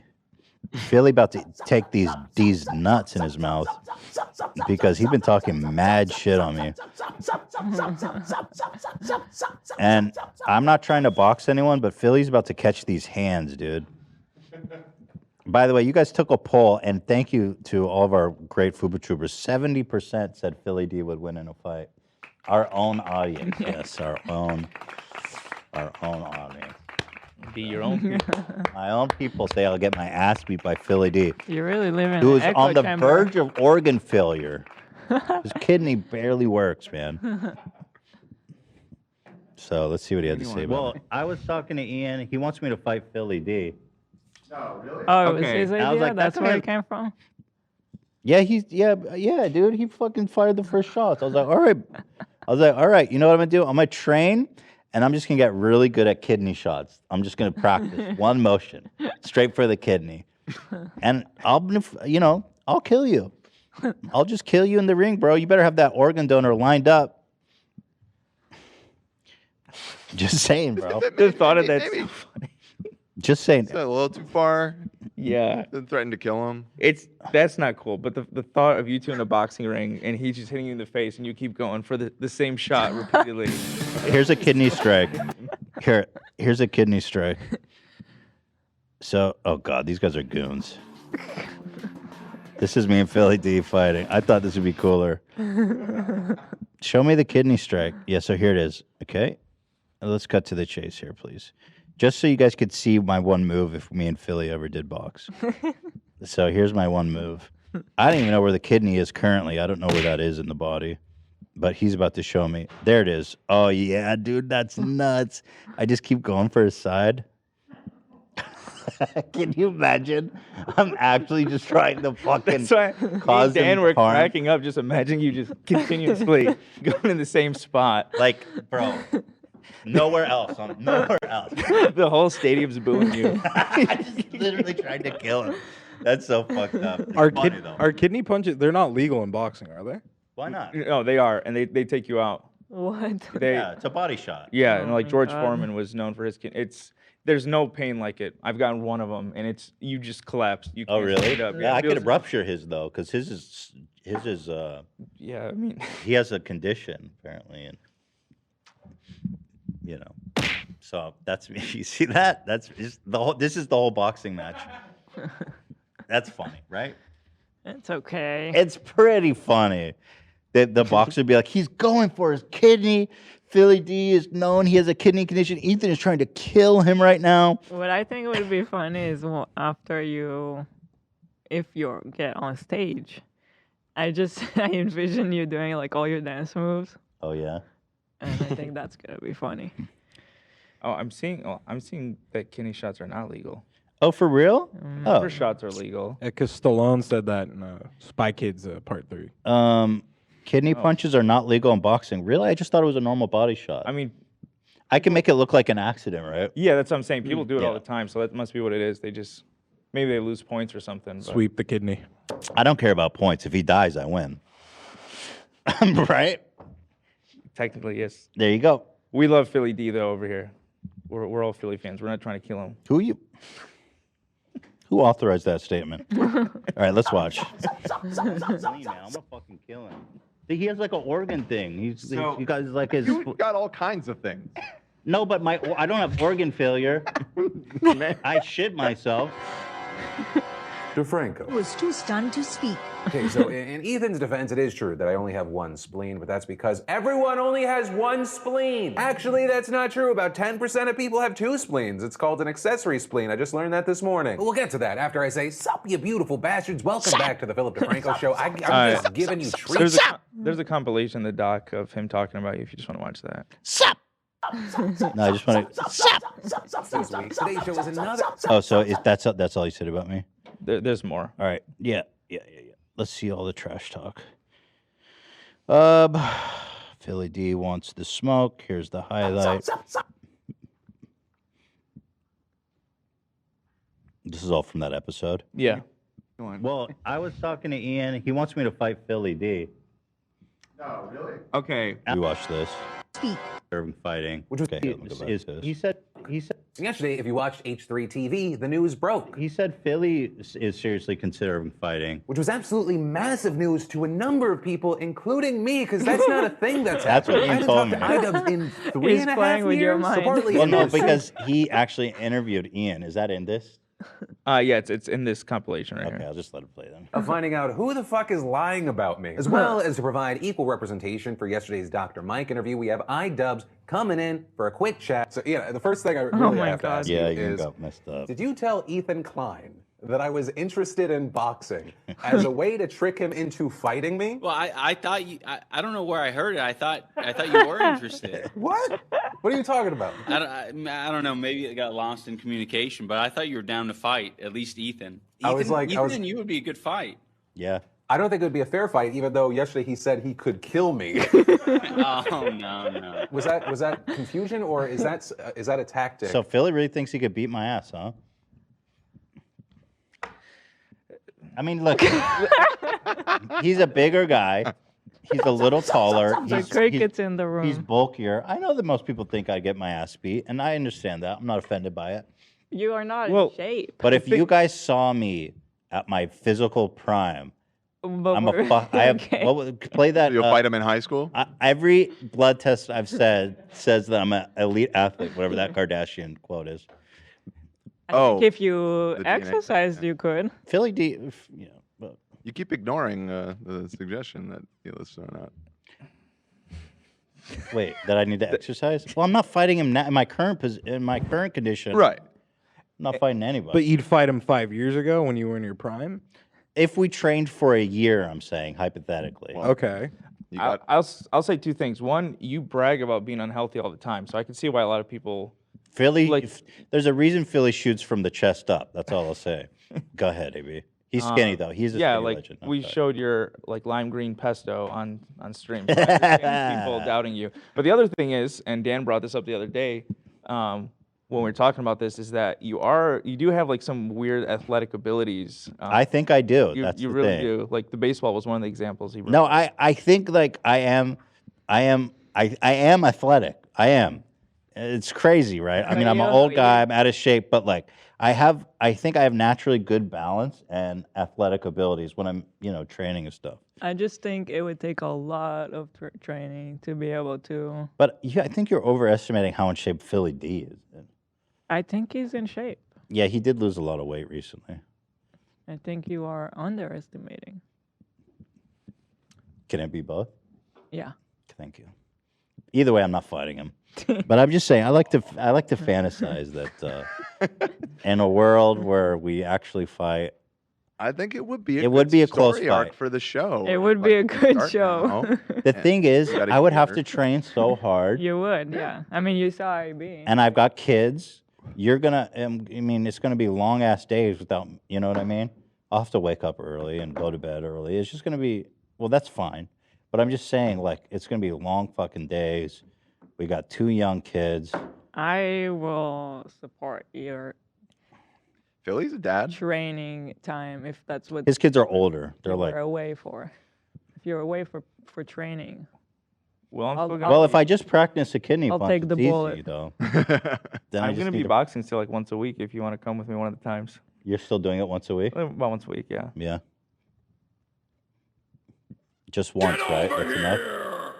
Once a week. Well, If I just go once, just once. yeah, just before once. the Just ask fight. where the kidney is, and Wally will show you. You just go in the ring with one glove, and you just like my only job. Look, if we fought now, Philly would he would probably win. But that's true of anyone. To be honest with you guys, I don't think I could beat up a single living person. But if you agree to it, then you've made the commitment. That serves as the motivation to, actually train and get in better shape. But I don't even know if And Philly. it's a year, I mean- According to Philly, he's not even fighting anyone. Well, it seemed like. Let's hear this. That you use to actively get some of the people on the last card to fight. Oh no, not at all. Everyone was super down to do it without like even knowing who their opponent was. And 2, Ethan Klein, I never said I wanted to fight you. If I did, you would get hurt. And that would go against my monetary interest because then I wouldn't be able to put your beautiful face in my mouth. And lastly, All right. the question I want to kick out to you, beautiful bastards, is even though I would not fight, who would you like to see me fight? Bitch, me. Who else are you gonna fight? God, the memes would be so good though. I could get I could come out with like the donor list or like a fake kidney and shit. The shit talk would go. I'll come out to the boxing room with like a ice chest with like a kidney inside. Oh my God. The shit talking could go so good. My boxing name could be Ethan Kidney Rupture Klein. It'd be so fire. But I don't think he's got the balls, frankly, to fight me. And then this is, of course, shout out to the Fooper Trooper family. Someone put this poll up. 0 points, by the way. Ethan said he might. It wasn't the other day. How did you guys find this at 0 points? You guys found the poll of me saying I'm gonna get my ass beat with 0 points. Because we made it. That's I our saw all. it. I voted for you. Sure you did. Of 200 votes, 120, pretty astounding ratio. I think Philly, the news king, beats me. So I don't blame you guys, though. It's not looking good for me. Definitely. So there you have it, Philly D. Actually, I'm obviously just goofing around. We had funny exchange on Twitter, and even his wife made a really funny comment when I tweeted out something like, I would absolutely rupture Philly D's kidney if we boxed. And his wife said something really funny like, this could actually work out good because he's going to need a replacement kidney anyway. Maybe it gets him to the top of the donor list. Speed it along, yeah. Very funny. I had a good chuckle out of that. And then he said something about Ryan Kavanaugh. Oh, yeah. He says, not after Ryan Kavanaugh funds my training camp. I was like, okay, well, Ryan Kavanaugh's broke. He lost almost $1 billion last year. Nice try. He's not paying for anyone's training camp. That was my ultimate diss. Thank you. Where's the one from his wife? It was in that thread. Oh, careful. There's Oh, here it is. Liz DeFranco. He's going to need a transplant at some point anyway, so you may actually help him move up on the waiting list. There you have it. Doing a service. There you have it. My current beef with Philip DeFranco. Awesome. What about Bobby Lee? Fight Bobby Lee? That's interesting. He likes video games as well. Well, he's also, isn't he 50? Like 50. Yeah, he's old. Yeah, it's probably not the best idea. Perfect. Actually, interestingly, me and Philly are like 1 year apart. We're pretty close in size. I'm 5'11", he's 6 foot. Obviously, I think I probably got him. I don't know. But I'm saying like the stats are pretty close. Interestingly, in terms of age, right, and height. Yeah. But also, you and Wally are close in age and height. My coach. Right. So it doesn't mean that, does it? Right. Maybe I should fight your coach. Good luck. I think we. Oh yeah, dude, this thumbnail was so fucking awesome. Look at this. That Love made this. We're just clickbaiting the drama. We said my issue with Philip DeFranco's reporting. We were just joking about how he doesn't. I was just complaining that I'm not in enough thumbnails and that Hassan's been in more. Mm. And then we go weird and gross. My issue with Philip DeFranco's reporting. Did that one get views, by the way, Love? Let me check. I mean, it did fine, like 65K views. Oh, he That's all right. commented. I mean, Fuck, that's a good title. I love For a the 2 weird minute and clip. gross. Weird and gross. I'm very proud of that. Wait, how many views did he get? 65K for a 2 minute clip. I mean, Not I bad. think that's Not fine. bad. I'll take it. Mm. Pretty funny though. So I think we pretty much closed this episode out. Let me see. Yeah, it's almost 4 o'clock too, and I know you guys have to head out. Yeah. I think we talked about every except Scooby-Doo movie, which apparently is super violent. Let me see this image. I'm not going to put it on the screen. It's a cartoon for adults. Is that right? A Scooby-Doo It is for adults? a adult theme. There, look at this. This is from the Velma. trailer. So I seeing like her head is cut wide open, very graphic, and then also the hot Daphne. Daphne is like butt ass naked. So weird. Well, she has soap over her private, so you can't like see, but she's naked.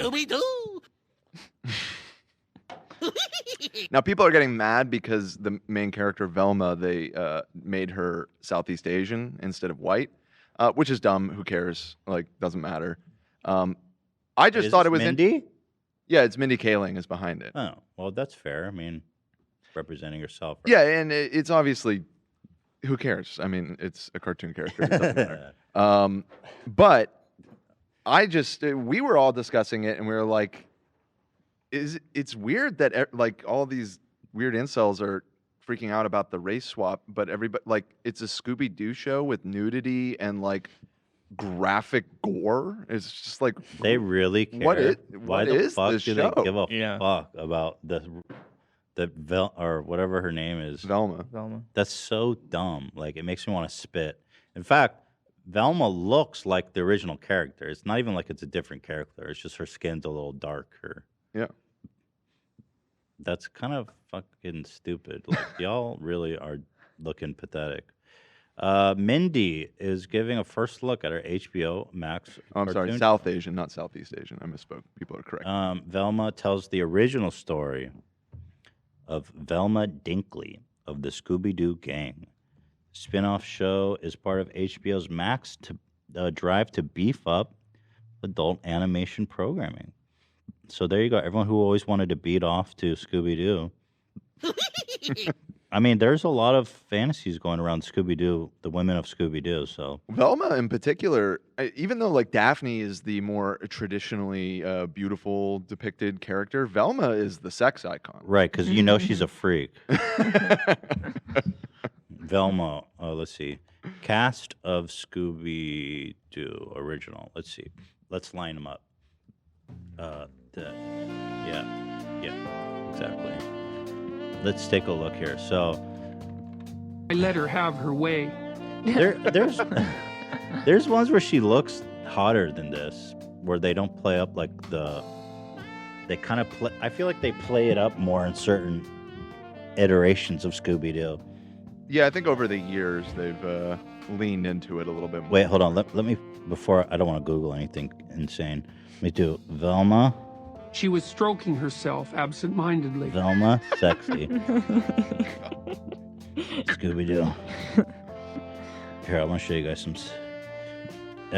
oh my God, yeah, it's just all... Her genital region was It's all exposed bad. dimly. Velma, Scooby-Doo. Here, let's take the sexy out. It had the appearance of a thick mat of hair.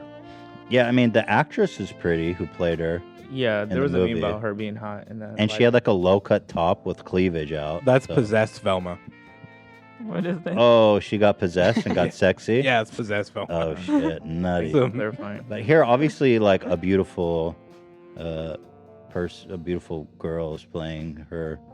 I mean, yeah, here she looks a little like she got that under boob shadow going on. Be careful scrolling through Google Images. Velma. I'm telling you right now. It's there's just a lot Scooby-Doo. of- It just says Scooby-Doo Velma. I'm just saying, there's a lot. I did sexy at first, and that was not good. Oh, yeah. I just did hot, and that wasn't good. I Yeah, let her no, have okay. her way. Let me see. Yeah, I can see. She got like that, you know, nerdy. She got freckles. People are into that. Mm-hmm. Let's see. Yeah. Is anybody gonna be watching this show? Oh, see, now here she anybody? got... Now, this is what I'm talking about. You know? She has nice legs. Her genital region was exposed dimly. All right, I should stop scrolling now. I'm gone too deep. Well, that's the show, guys. I hope you had fun today. Covered a lot of ground, didn't we, eh? It's been a whole journey. It has. Next Monday, What's happening? return of Olivia. Today should be fun. I have bad news for her. I just saw on my phone. Pete Davidson leaves SNL. Oh. He's too big for that show. Rip. Damn, tragic. That's crazy, bro. That's nuts, dude. Anyway, Olivia's back next week. Right. Yeah. Thank you to everyone who gifted. Thank you everyone who donated. Mega Awesome Nerd, damn, stop giving us all your money.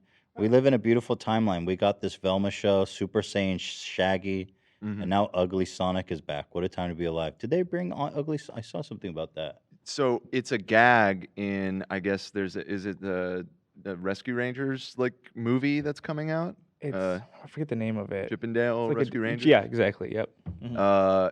And I guess they go to like a Comic-Con convention at some point, and the Ugly Sonic is there, like how like a B washed up celebrity like is see. always signing things That's at fun. which that's a good gag. Sean McKean says, "Can I get a shout out to Gaylord, Michigan? Is that the real name of a town?" Yeah, it we just is. experienced a tornado that destroyed our entire mainstream. Damn. Thoughts go out to Gaylord, Michigan. What's funny, Eula? The Sean. Yeah. Love that. Yes, Gaylord, Michigan is a real place. Gaylord used to be a fairly common surname, Yeah, I believe. yeah. And, gay? When I was a kid, I thought that was the funniest fucking thing, man. it makes- Gaylord. There was a I kid still in my middle school whose middle name was It's Gaylord. How is that a name? Gaylord. Like Meet the Parents. Well, Gaylord Flopper. back in the day, gay meant marry. Right. Right. I don't think they use gay as a word. To I describe believe that's a homosexual. 20th century thing so of gay becoming. all of a sudden you got this surname. You're like, hey, he's a happy guy. Then you turn to the century, Gaylord. He's the lord of all gays, Hila. To really take that in. Yeah, like I was saying, there was a kid in my middle school whose middle name was Gaylord, and people found out. Brutal. And this was in like 1998, 1999 in middle school. Worst time. when things were not nearly as woke as they are today, and as you can imagine, that poor kid got teased a lot. That's even his middle name. It wasn't even like one of the major names.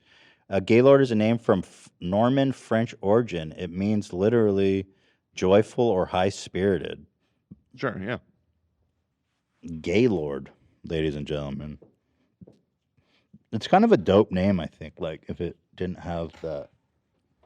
the modern day connotation. Somebody just donated £5 and said, "I have a great name. His name is J Lord." J Lord. Slow clap. There's a live animation Scooby-Doo show on YouTube that's being funded on Kickstarter. What? That's like unofficial? That's going to get shut down. I don't know. That's what he said. He just said episode 1 is out now. Anyway, thank you guys. Wow, so many generous people in the audience with the gifted subs. So nice. Thank you guys so much.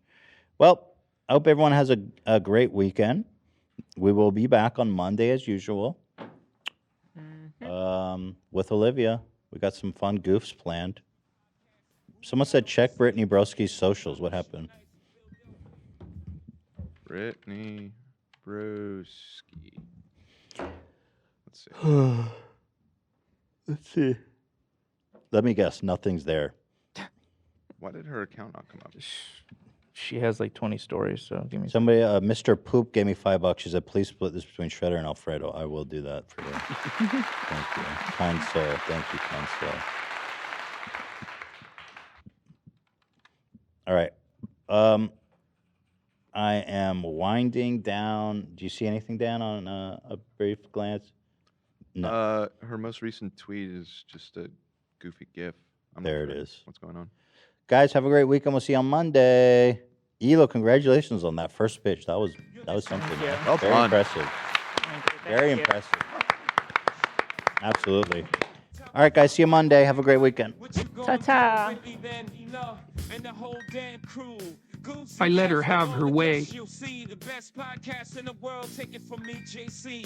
Overture, HP baby. We podcasting now. You're watching H to the 3. You're watching H to the 3. You're watching H to the 3. You're watching H to the 3.